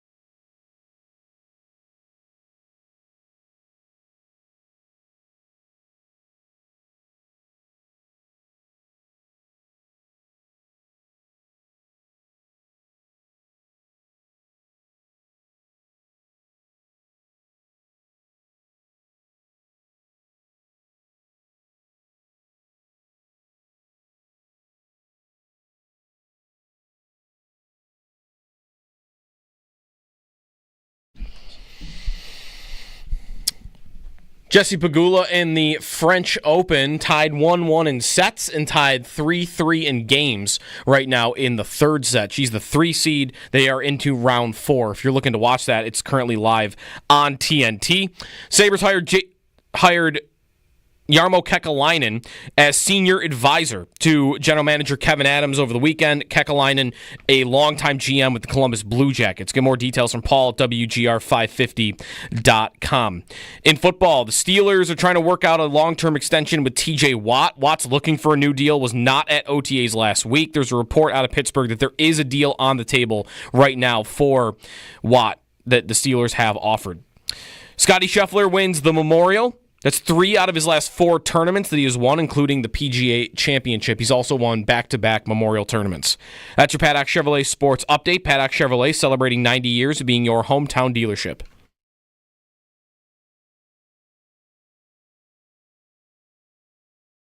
Looking for her first hit of the World Series. Grant, first pitch swinging, and she sends it out, and UCLA ties it up with 2 outs in the top of the 7th. So they're looking at 2 elements here. One is whether or not the runner touched home plate on her initial pass. It looks to me like she may have missed it. And then the second issue is whether or not she was physically assisted by her teammates. However, the rule specifies they can't be physically assisted by a runner who has not yet crossed the plate. So this is going to be a tough interpretation for the replay officials. After review, the calling on the field is upheld, and the run will score. The runner did miss home plate and was assisted. However, that play is not reviewable according to Appendix G. Great moments in review. This one's an all-timer. Okay, I was not watching. You'll have to tell me what happened. This is the Women's College World Series between UCLA and Tennessee. UCLA hits a game-tying home run, and then as she is reaching home, she misses home plate. Mm-hmm. So she didn't touch home plate. Tennessee asks for a review. They spent, I think I saw it was 5 minutes and 45 seconds. Great. Well, time well spent. Reviewing. For the umpire then to come back and tell everyone she did miss home plate, but it wasn't reviewable, so we're gonna let it stand. So the thing that we're not allowed to review, we spent 6 minutes reviewing. Uh-huh. Great. For them to tell us that it wasn't reviewable. Great moments in review. It's like, we watched it. You guys are right. She did miss home plate. We actually can't review it, though. So you have to pretend we didn't just spend 6 minutes. That's a pretty bad one. Yeah. Hey, good morning, Jeremy and Joe. We're going to get some quotes here from the Matthew Fairburn article in The Athletic on Kevin Adams and Terry Pegula, how his ascension to the job. Now he, of course, has Jarmo Kekalainen as a senior advisor. But been teasing for 20 minutes. Like, I want to talk to you about real quick. I don't know how to turn this into a topic, so we'll just get to it for a few minutes. So I went on a golf trip this week and had a chance to see a couple of pretty incredible golf courses. One's the Country Club in Boston. Yep. With Nate Geary, who you know, and Jesse from Buffalo Golf and Social. We went out. Jesse knows everybody, so got us on some courses. And the Country Club that's held the U.S. Open. It's held the Ryder Cup. At Brookline. And, an incredible place to be. Walk around the locker room. There's just the names of everybody. And just like, holy cow. Like, the history in here is pretty cool. So that was great. Incredible course, beautiful course. Old Sandwich, though. The hat I'm wearing today is from Old Sandwich. It's like a little transfusion, I think, that's on the hat. Old Sandwich, I would describe, Joe, as, people from now on ask me, what's the nicest or the best course you've ever played? I've been very fortunate to play, Pebble Beach and Sawgrass and Spyglass, Harding Park. That's, on the list. And I think Old Sandwich is top 2 for me. It's 1 or 2 now. Yeah. And it's hard to categorize them because they're so different. Who's the better player, Josh Allen or Chris Jones? That's hard. They're both the best at what they do. They're very different. Maybe that's not the best player comparison, but you get what I'm saying. Old Sandwich is, first off, there's the atmosphere of when you play. We played on a Thursday afternoon. There was nobody else on the course, really. Nobody. Really? We saw 3 other people. It was New England, foggy, cloudy, misty rain that was not annoying, but holy cow, this feels like I'm in a movie. Yeah. There was no one on the course. It was, not quite fall golf, but it's so far back in the woods. If you drove this road accidentally and turned down the road and saw these unmarked cabins and these tall trees, you'd say, we should probably get out of here. This looks like a secret society back here. It is scary. It's straight out of a horror movie. Kids go camping in the woods, but in the best possible way because it's so far back there. Adding to my memory of it is I forgot to wear my watch. I'm one of these guys that, yardage on my watch. I couldn't do it without it. All right. Well, I forgot it. And my phone died. But this is where it was better. For 4.5 hours, I didn't know what time it was. And I didn't know what hole we were on. Yeah. Because the holes aren't even marked. It's so throwback, incredible landscape, a lot of sand, waste area. There's an island green surrounded entirely by sand, and you walk on this wooden set of planks through the sand. Yeah. It was, like I just keep saying to people, it's a religious experience to be, from a golf standpoint, as high level as you could possibly be. How do we get out here? How do we get on this? You know somebody? I shouldn't be here. They should ask me to leave. That's what this felt like. They should tell me, sir, I'm sorry, but you're not supposed to be here. That's what it felt like. Back in the woods, you could have told me we were in North Carolina with the tall trees. Done a little bit of golf down there. Played Duke's golf course one time. And it was just hard to explain. And that's where I thought, can we turn this into a fun, Friday topic or a fun summer topic? And the question I would ask would be something along the lines of, what did you do that you can't believe it was that good? What did you do that people told you it was amazing? Maybe you spent your life being told about going to Notre Dame and you did and it was better than you thought. Or I don't know what else it is. This is where golf, if you are a golfer, golf gives you this. Golf definitely Golf does. gives you, if you were to go play Augusta or see Augusta, walk the grounds, if you were to go play Oakmont, you'd say, I did the thing that the best ever do. That was me last year playing in the peak of fall at Bethpage Black. The whole time I'm there, I'm looking around, I can't believe how amazing this is. Yeah. So golf does give you that. How many other things really do, though? Where, when you're doing, I can't believe this. Getting to a city, touring someplace, seeing a band live. You dream of seeing a band live, and then you get to the show and it blows your doors off. You know, like, it was incredible. It's truly incredible. So, great trip. Had like my B game. Didn't even care. Don't even care. Really challenging stuff, hard shots, bunk. I mean, just, it's amazing. Amazing. And I got this cool hat. I'm happy about this hat. It is a transfusion hat. Yep. Walked in, 100%. Saw it, and was like, bam, winner. Do you drink transfusions, though? Not often. Interesting. I didn't have a transfusion there either. That is the go-to golf drink. There's one way it was also different. There was no person driving around offering drinks. No? There was nope. Well, Thursday afternoon, I mean. There was no, it was just kind of, honestly, I make the point a lot about the Premier League and going to a game over there where you can't drink beer in the stands and everybody's just focused on the game. Yeah. This was as everybody's just focused on playing golf as I've ever been with a group of people. It's just three of us, two caddies. I bet that would be on par for me. I can't believe how great this is. If I got to go to a Liverpool game at some point at Anfield, I bet it would hit like that. Yeah, it would be above and beyond even your high expectations. Yeah. Like, I think this is going to be great. Oh, it's even better than that. Right. For sports, I think that's more of a landmark stadium, type of thing more than anything else. Because if you just go to a game, I mean, I guess, like if I can go back in time and if I went to Game 7 between the Warriors and the Cavaliers 7 years ago, I'm sure I would have come away with the same, like, I can't believe how amazing this is. But how many times would you think about that from a sports game? I think it'd be more for other things. There's a point to be made. I think it's no coincidence that having no working phone, that helped. You are not distracted. You're locked in. I was paying attention. I was just, what else is there to do? Yeah. When's the last time you didn't know what time it is for 5 hours? Like, being awake, and it was foggy, cloudy, a little rainy. I couldn't even see the sun moving. Yeah. I might as well have been in some bubble in time, just experiencing the golf. Kerry Cliffs in Ireland, I had this feeling, by the way. 100%.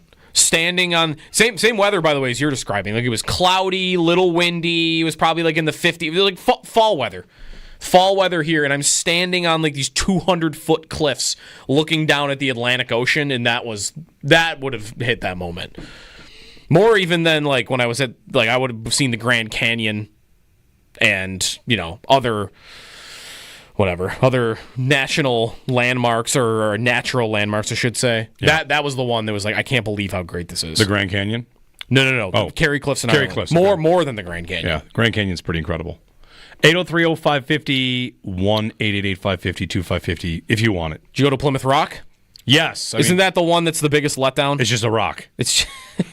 I always see that on lists of the thing. Famous thing that you go to see that is a letdown. Number one on every one of those lists is always Plymouth Rock. For me, that's Stonehenge. I saw Stonehenge. Stonehenge, okay. Yeah. I would think that would be cool. It's exactly what it looks like. See, Plymouth Rock is one rock. That's at least a series of rocks. Yes, a series of rocks stacked. And you walk up and you're like, yep. Looks like the picture. You can just sit there, though, and think, I wonder how they got these here. Nope. And you're just like, I'm good to go. I mean, you could, but not really. That's the one thing. Some things you can't translate to a picture, and my guess is if you've ever golfed a course you love and want to send pictures to your friends, you try to send a picture and it always looks terrible. It's never as good as... You take a picture of Stonehenge, it looks like Stonehenge. Like, you're not missing anything by not standing directly next to it. Like, yeah, that's it. Uh-huh. That is it.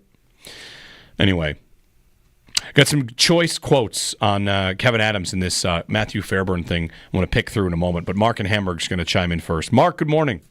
Hey, guys, a couple of questions. First, one is with the Sabres' new hire.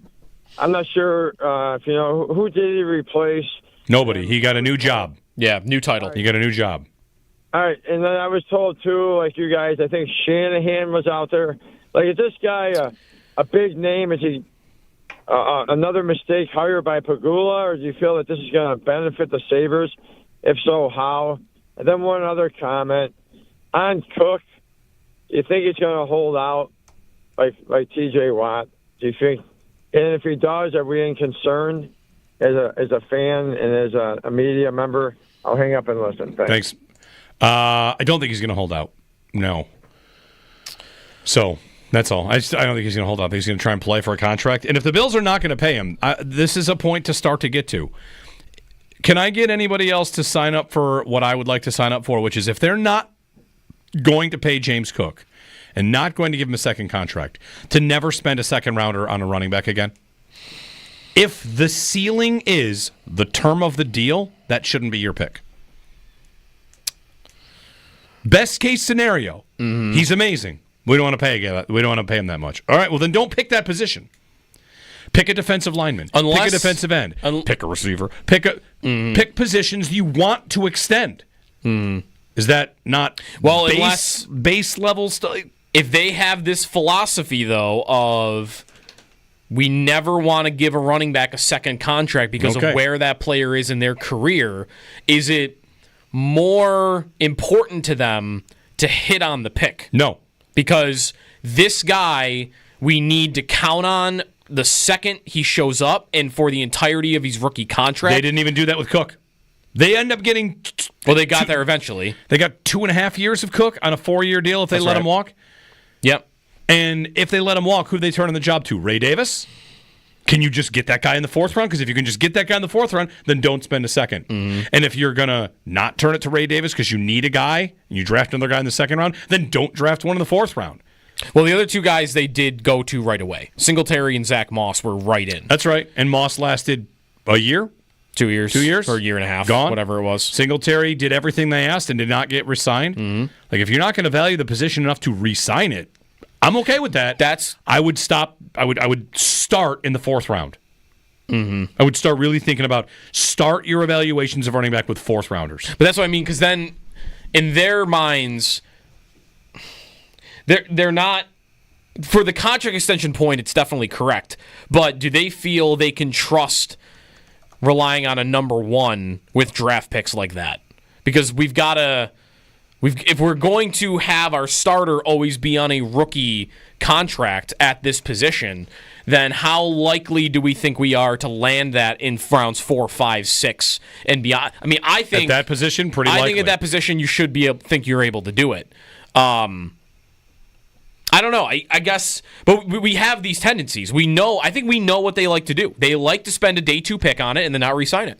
Yeah, because they value it enough. They value it enough to spend that pick on it, but they don't value it enough. Or they're like me and just thinking, I do value it. I just don't think you're going to keep this up because I know what the position does. I know every guy that gets to their second contract, unless your name is Derrick Henry, you're not going to be the same player. You're not going to be the same player at all. So if that's their mentality, they are still kind of middling it, though, when it comes to how they treat that position. They're not valuing it as nothing like some teams do, but they're also not valuing it, the Niners, for instance, are a team that spend $1 billion draft picks and then however much money on McCaffrey. Right. They're not doing that. 803-0550. If you're fundamentally not willing to pay that position, then you're capping that pick right away. Now that, again, is there a road to them re-signing Cook? There probably is. I don't know what it is. It's uncertain. It's uncertain for Cook. It's probably uncertain for the Bills. Production, we'll keep tracking it. So Matthew Fairburn has a piece in The Athletic about Kevin Adams, and there are quotes in here from former Pagula employees who worked on the hockey side. There are quotes in here from other other executives in the league, other scouts in the league too. But yeah. So people that worked with Adams and Pagula directly. Yes, also. And I don't think there's any sort of big smoking gun in here. Nothing that's going to come as too big of a surprise. But you do get some little nuggets that are worth it. One former Pagula employee who worked on the hockey side, quote, "Everything Bills was always more important than everything Sabres. It's just been helter-skelter for the Sabres ever since he bought the Bills." I think everybody would probably recognize that as something they think. Another one that I thought jumped out is in a behind-the-scenes video of the Sabres trade deadline process, Lindy Ruff noted the team's culture needed to change. In the video, Pagula's on a conference call multiple times throughout the day, weighing on decisions. That offered a view into the dynamic between Adams and Pagula, a dynamic that other GMs view as a red flag. Quote, "Any self-respecting GM who takes that job is going to say, I have to be able to run this for you. I know it's your team, and I have to talk to you about things, but I have to be able to build a team, and make decisions. If I have to run a simple Yoki Haru for a fourth by you, what are we doing? End quote. Mm-hmm. So those are, again, not exactly smoking guns, not exactly surprising, right? No. Not great to hear, but not surprising. Also makes me wonder if that is one of the reasons why they've been a little timid on trades. Doesn't right? Like, that... is it harder for another team to work with you when you figure out a deal or you get close to a deal and then you say, well, let me call you back. I got to go talk to my boss about it. Yeah. Well, there's also the story from a couple of years ago. Who was it? With Matt Larkin saying the owner wouldn't move Girgensons, and then the GM's talking about how he's fabric of the team and they didn't trade. Maybe that's the kind of move that has to be cleared with the owner, and the owner says, I don't want to trade him. So, again, it's all kind of... And there, a lot of, like, the meat of the story is like how Adams got to a point where he is so trusted by Pegula, and how Pegula has stayed so loyal to him at this point, right? And it does make you read the whole story about them sitting on planes together when he was an assistant coach and coffee. It's just like, it really makes you think, man, what would it take? What would it take for him to move off of Adams?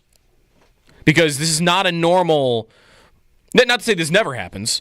It's not completely unique, I'm sure, but I also wouldn't think it's a normal owner-GM relationship where there is so much, there are years of relationship before you become the GM versus, what percentage of sports GMs were just, you worked for another team, you built up a resume, you interviewed with this guy, and then they hired you without maybe even knowing you that well.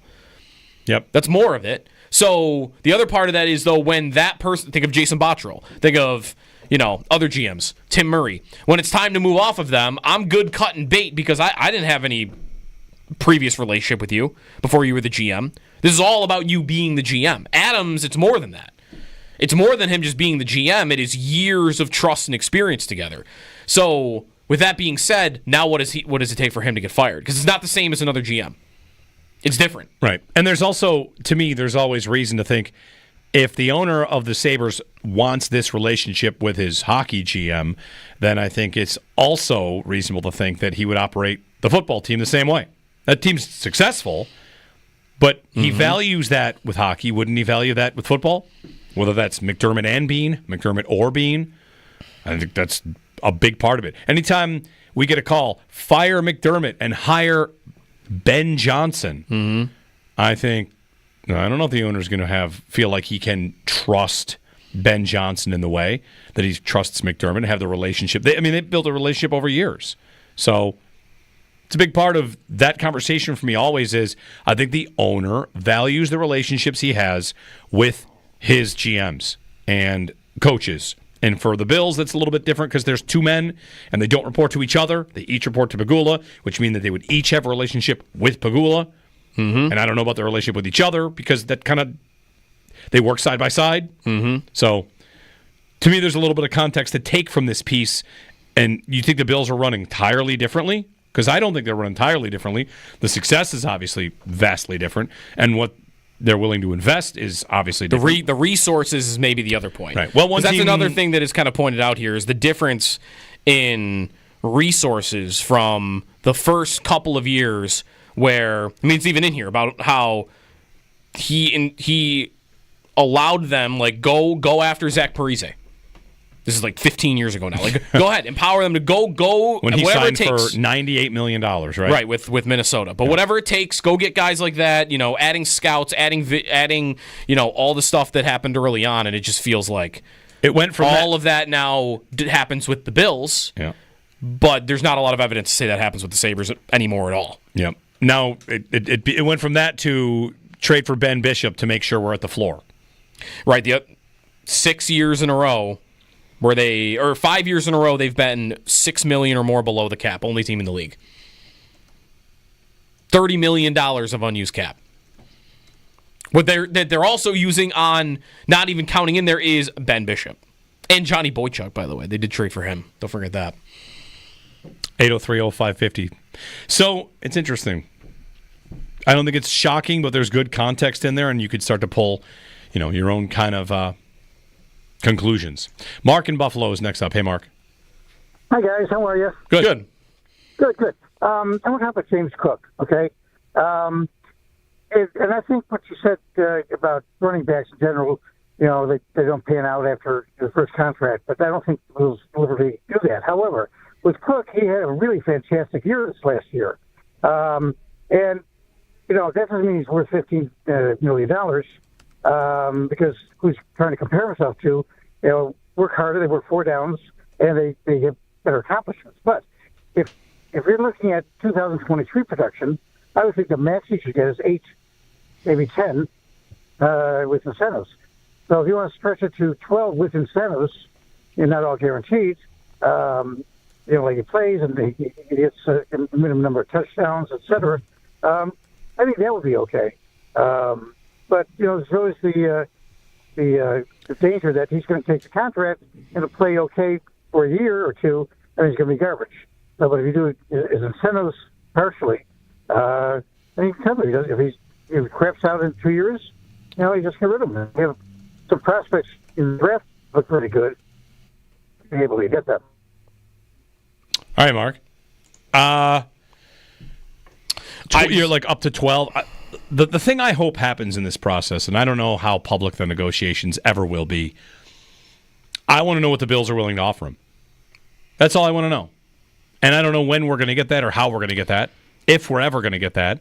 Because if he plays great and walks this year and signs somewhere for 15, we will say, I guess the Bills don't want to pay a running back. That doesn't mean they wouldn't have given him 11. And I think too often NFL teams are covered like everything they wanted to happen happens. That's in the draft, that's in free agency, that's everywhere. Oh, everybody loves their draft class. Everybody, this free agent that we signed, this shows us the direction. This shows everybody the direction we wanted to take. What about the guys you didn't get? I mean, the Bills would have made calls in free agency and maybe got pushed out on price on Josh Sweat, or maybe called on Khalil Mack and he says, no thanks, I don't want to go. I don't want to move. I'm going to stay here in L.A. So you don't ever hear about the moves your team wanted to make that they couldn't make, and it's just a matter of, who are you willing to take? Who are you willing to pay? What are you willing to do? I want to know if they're willing to pay Cook $9 million, because that would say something. If he leaves for 12, okay, they were willing to pay him 9. And we might never find that out. Don't you think, though, given that they've talked as though they won't get a contract done before the start of the year, or that they're good without getting a contract done, that they're more than a couple of $1 million apart? Sure, they might be $5 million apart. I would bet they're not closer than that, though. Maybe. If you're within a couple million of each other, you sound different. You sound like, we'll see. There's still time in the offseason. They might sound more... They might sound like it's more possible that they'll get a deal done, whereas now it sounds much more like they don't. They're like, well, you got to do it again and then earn that money again. Like, it's much more for next year than it is for right now. Let me get another point in here. I thought about this while I was away. Like, sometimes, my brain clears out some space and I have some stuff go into it. And this is one. This is another point about how the team controlling every negotiation, every message. We'd like to keep that in-house. We don't want to negotiate in the media. There's another way to apply this. Think about the Bills' place of value on a player. All right, every team does. Mm-hmm. That's right. The Bills value James Cook at 10. Mm-hmm. And we value him at 10. We value him at 10. That's our number. We value you at 10. Okay. We get to free agency. It gets right down to the nitty-gritty. And, okay, we get an offer. It's it doesn't even matter who it is. They're going to give me 11. Mm-hmm. Do the Bills go to 11? Do they go to 10.5? Like, how they would love to. Teams, I don't want to always make this about the Bills, because again, like, the NFL controls its message. Every team does. We have a value we place on a player. He goes somewhere else. Oh, it's like my fake little flow chart about free agency. Did he sign with your team? Yeah. Yes, at the number that we valued. No, we weren't going to pay him that much. Has a team ever valued a player at 9.75 and given him 10.5? Probably all the time. Yeah. Probably all the time. It's, all right, whatever. What's the big deal? We'll go up 1. Because otherwise, treating it as if it's just some version of auto draft in negotiations where, like, here's the line, we'll never consider going over it. I mean, things that happened this year could push that number up, could push it down. A regression or anything like that. But then there's the 15 number that he has said out loud. Sure. Which is very, if you believe the Bills are at like 9 or 10, and he is saying 15, the next step is what's interesting because there can't really be a next step, I don't think, until he would hit the open market next year. But when you get those other teams giving him the idea that, oh, they're giving you 10. Oh, we'll give you 15. Maybe they will. You want 15? We'll give you 15, and then the Bills are having to go way above what they would value him at. Yeah. Maybe they will. Maybe they won't. Maybe he just says I want 15 because you should say $3 million over what you actually want. Now, if the Bills were to sign him to 11, even though he actually only wants 11, everybody would look good. Yep. 803-0550. We're going to break in. Jeremy and Joe here on WGR.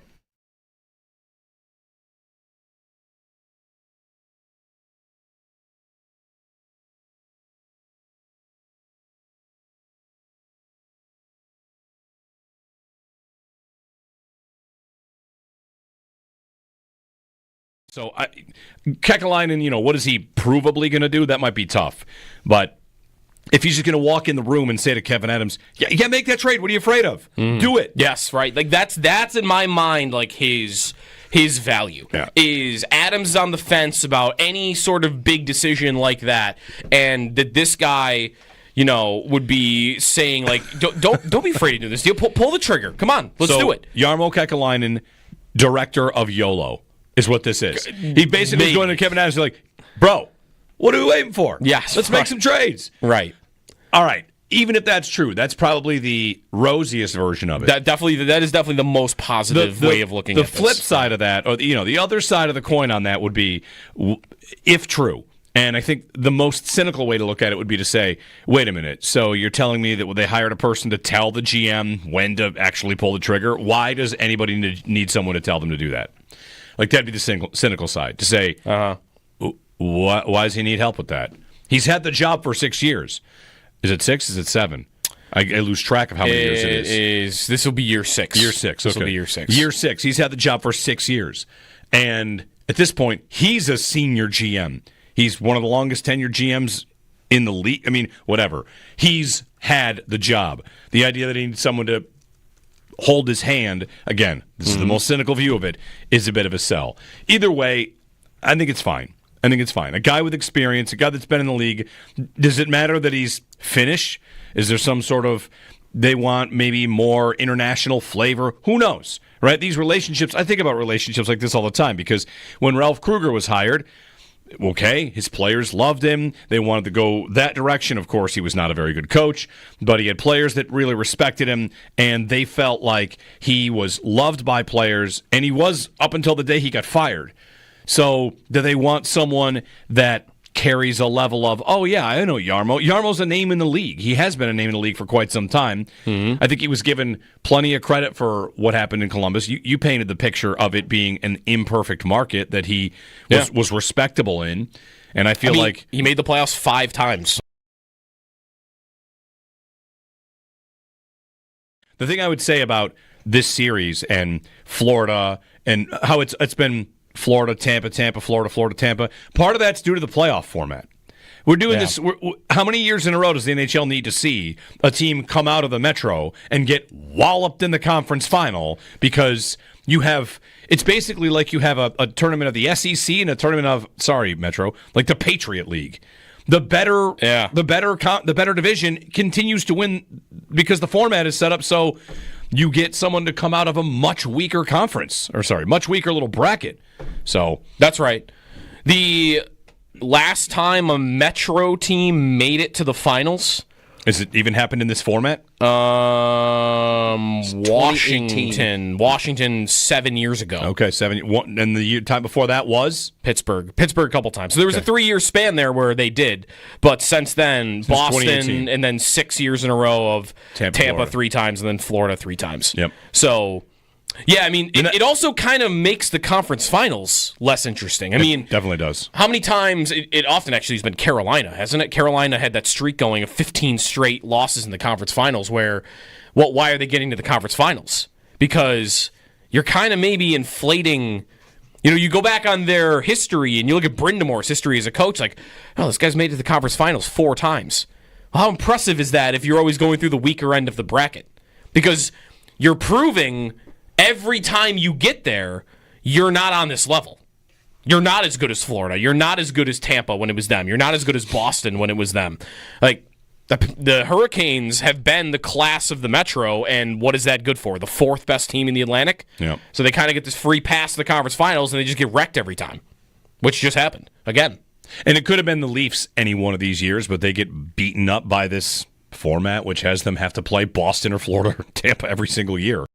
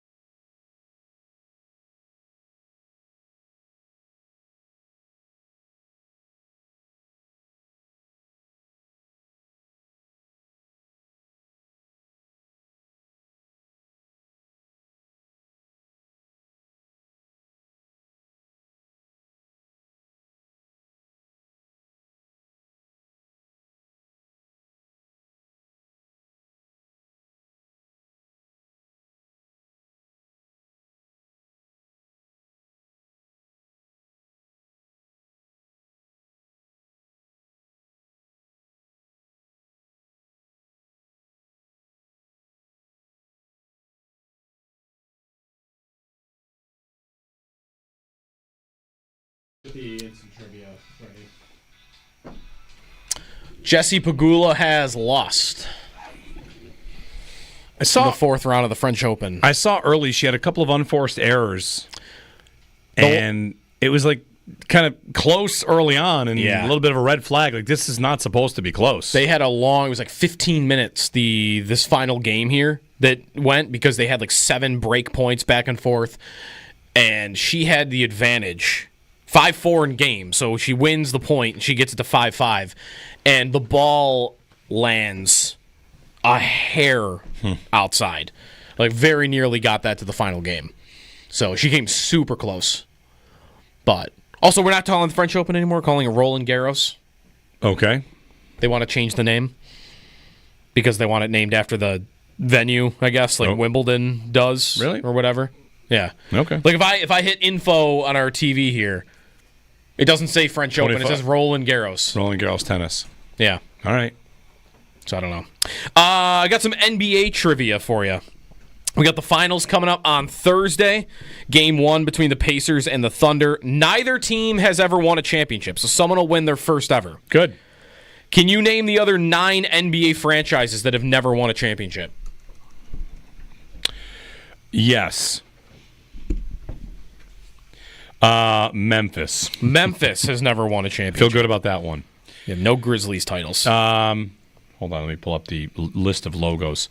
8 other teams that have never won a championship. Yep. Standings, there we go. Give me... No, I don't want the... There we go. You said the Pacers. Pacers, yep.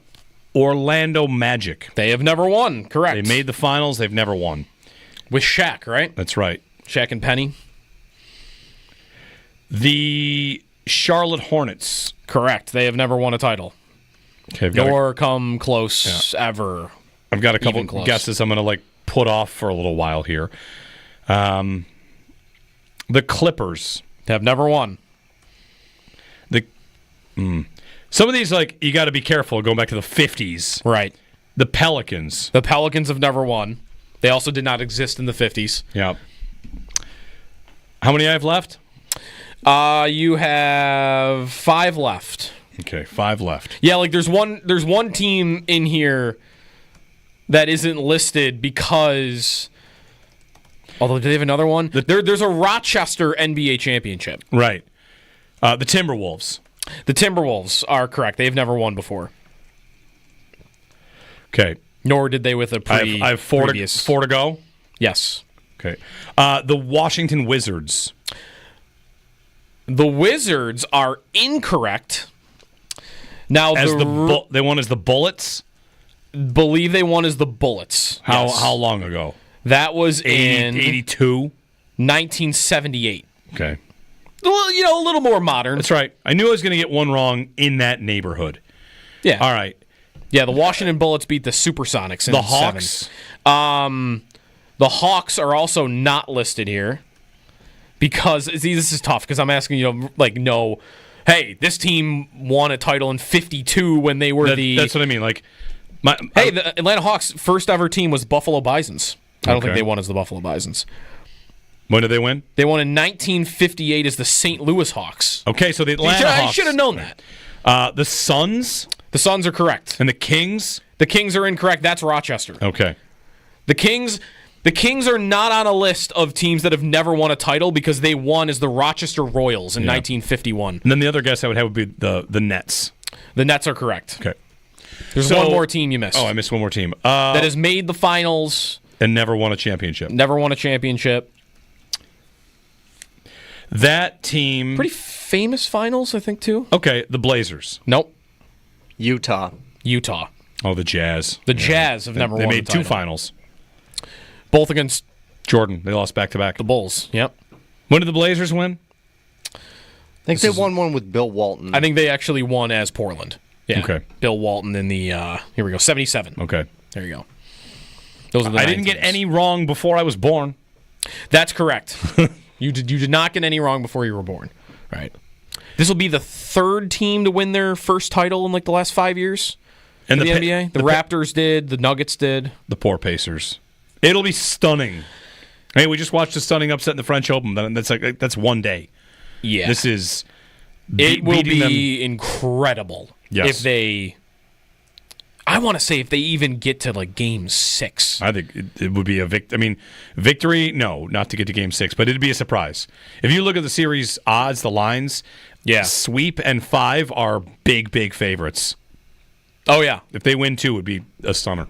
I mean, for how good. Here's a little look into how good the Thunder were. And the Thunder were going into Game 7 of the second round against the Nuggets. So, tough series. They're going into Game 7. They were at home against the best player in the world. What were their odds to win the title? Before that game, in the second round, they were even money. Yeah. They were minus 100 to win the championship. They were in Game 7 of the second round, and they were even money. They are... Some people are rushing as sports TV will do, rushing to, this is going to be a dynasty. Because not only are they this good, they're all 22, 23 years old. But this is gonna be an all-time team. All-time season, I should say. They have a couple pieces that are tough to find. I mean, obviously, between SGA and Holmgren. I mean, Holmgren is amazing. This is not that he needs a coming out party. Is that what this is for him? These finals, he's amazing to watch. The other reason why people are saying it's going to be a dynasty is so they have all these young pieces already. They have 2 first-round picks this year. They have 2 first-round picks next year. They have 2 first-round picks in 2027, and they have 2 first-round picks in 2029. So they still have a load of draft picks coming somehow. I don't know how they did that. Is there any don't want them to win because they stole Seattle's team?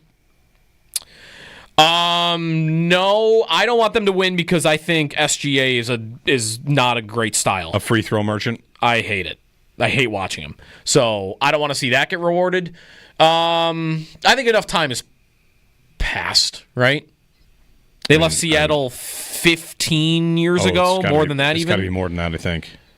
They left in 2000. Well, Durant was on Seattle, so it couldn't have been more than 20. Okay. That's right. Because he played his first year for the Sonics. So, yeah, I mean, that part of it doesn't feel great. But that happens all the time now. If you're holding, I guess when was the last time we were faced with that, though? When's the last time a team was in the finals about to win a championship and they had took a team from somebody else? Vegas won, but that was expansion. Right. So they didn't steal it from anyone. The Ravens, when they're winning after leaving Cleveland, that might be the best example. Well, right. In that, early 2000s, don't the Avalanche win the first year after Quebec? Yeah. I mean, that's tough. That's tough. That's a lot. That to me feels a lot different than this, which is it's almost 2 decades later. Now they're going to win. But they've had, that franchise has been great the whole time almost that they've existed. Yep. So, yeah, I'd be rooting for the Pacers Indiana has been good for my whole lifetime. And even before that, right? Reggie Miller in the 90s. And they love basketball. They're always highest on the ratings for the NBA. Obviously, they're also a huge college basketball market. So I'd be rooting for that market and that fan base more than anything. But I just don't think they have a shot.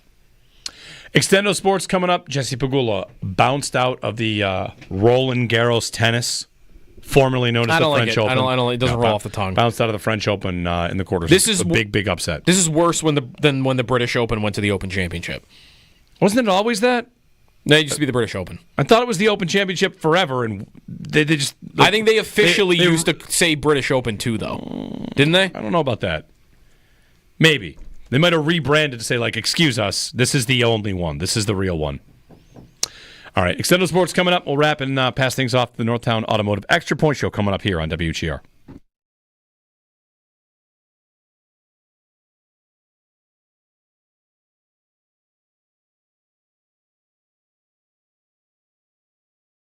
Stat of the day for you on Scottie Scheffler. I've got a couple different Scheffler stats, but we'll stick to these two. Maybe you've seen this one, maybe not. It's pretty good. Wins since May 2nd. This is the one that's going around. This is the good one. Yeah. Scottie Scheffler, 3. The Colorado Rockies, 3.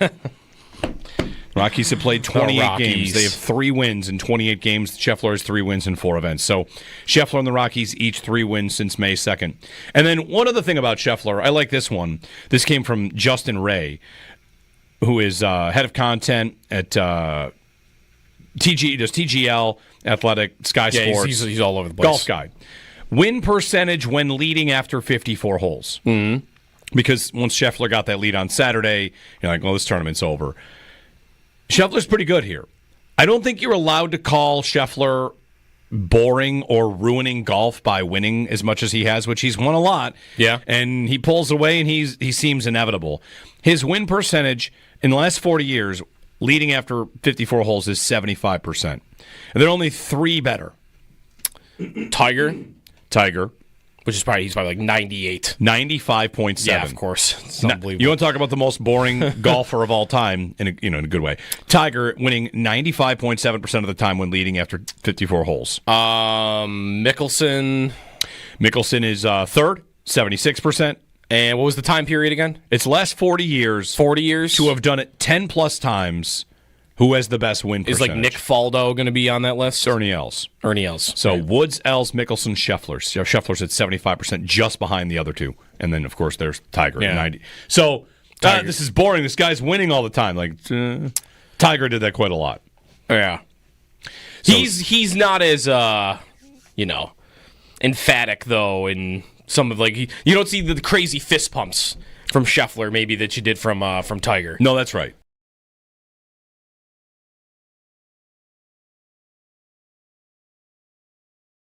Paul Hamilton at 7 o'clock on the Sabres' hire of Jarmo Kekalainen, which happened on Friday, right? Yeah.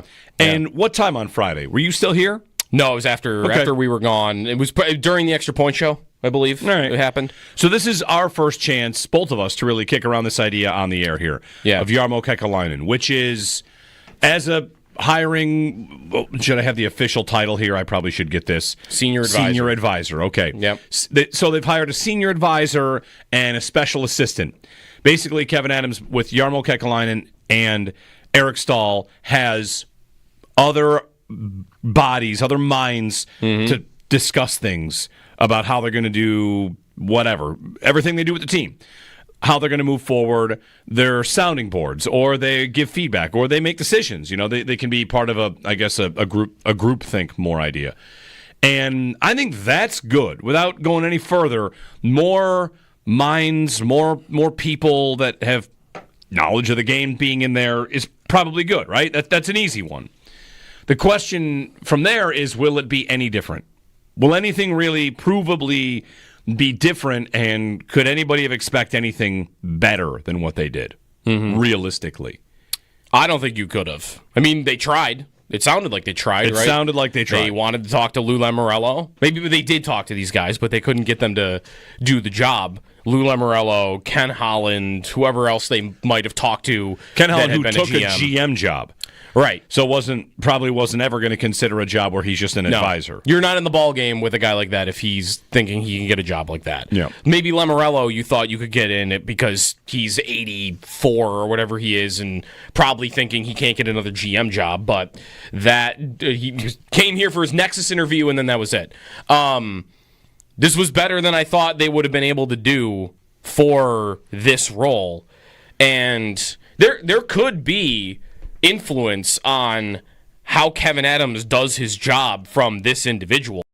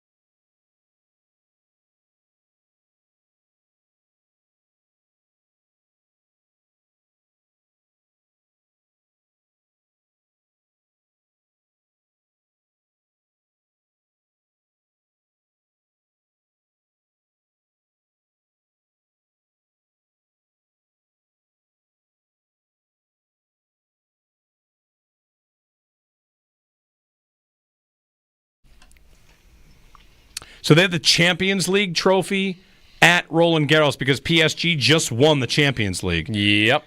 Second French team to ever win it. That'd be kind of strange if they just brought the Stanley Cup to Roland Garros. Yeah. I guess it being French, that's one thing. Yeah, they're probably in the heart of. Who recently There's won? mass parades all over France that are getting chaotic. It's crazy. European parades are nuts. Yeah.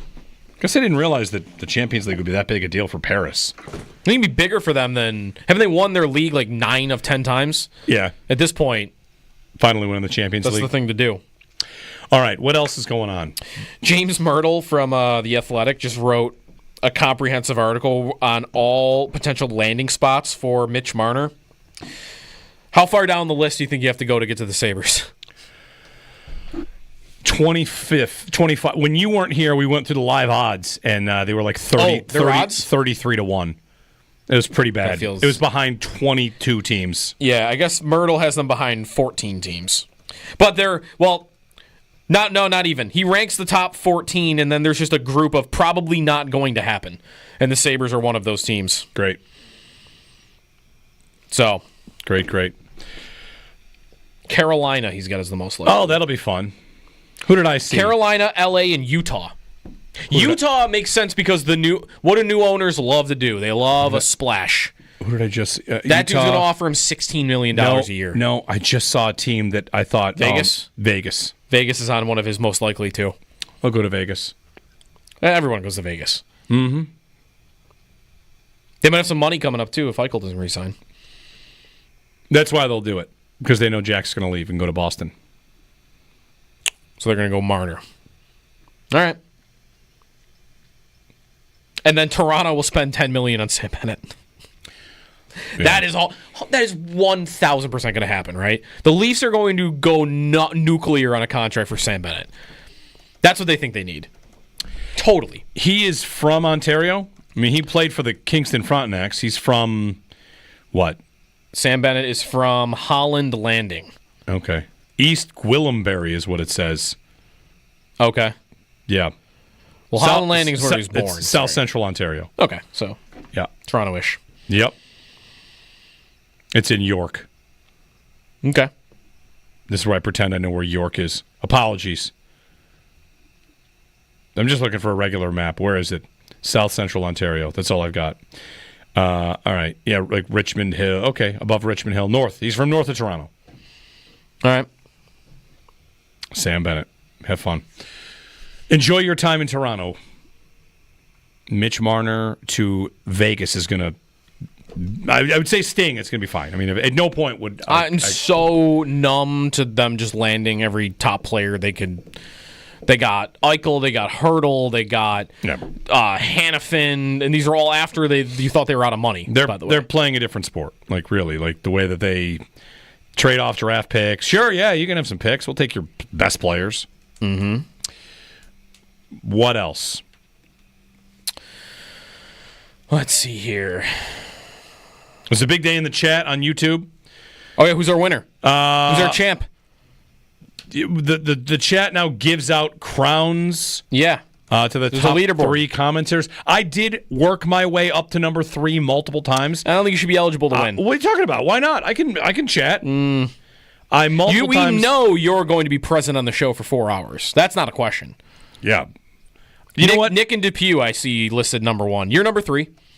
Well, I think what's going to happen here is what is happening. You're just jealous because you don't have the purple crown icon next to you if you post in here, and I do.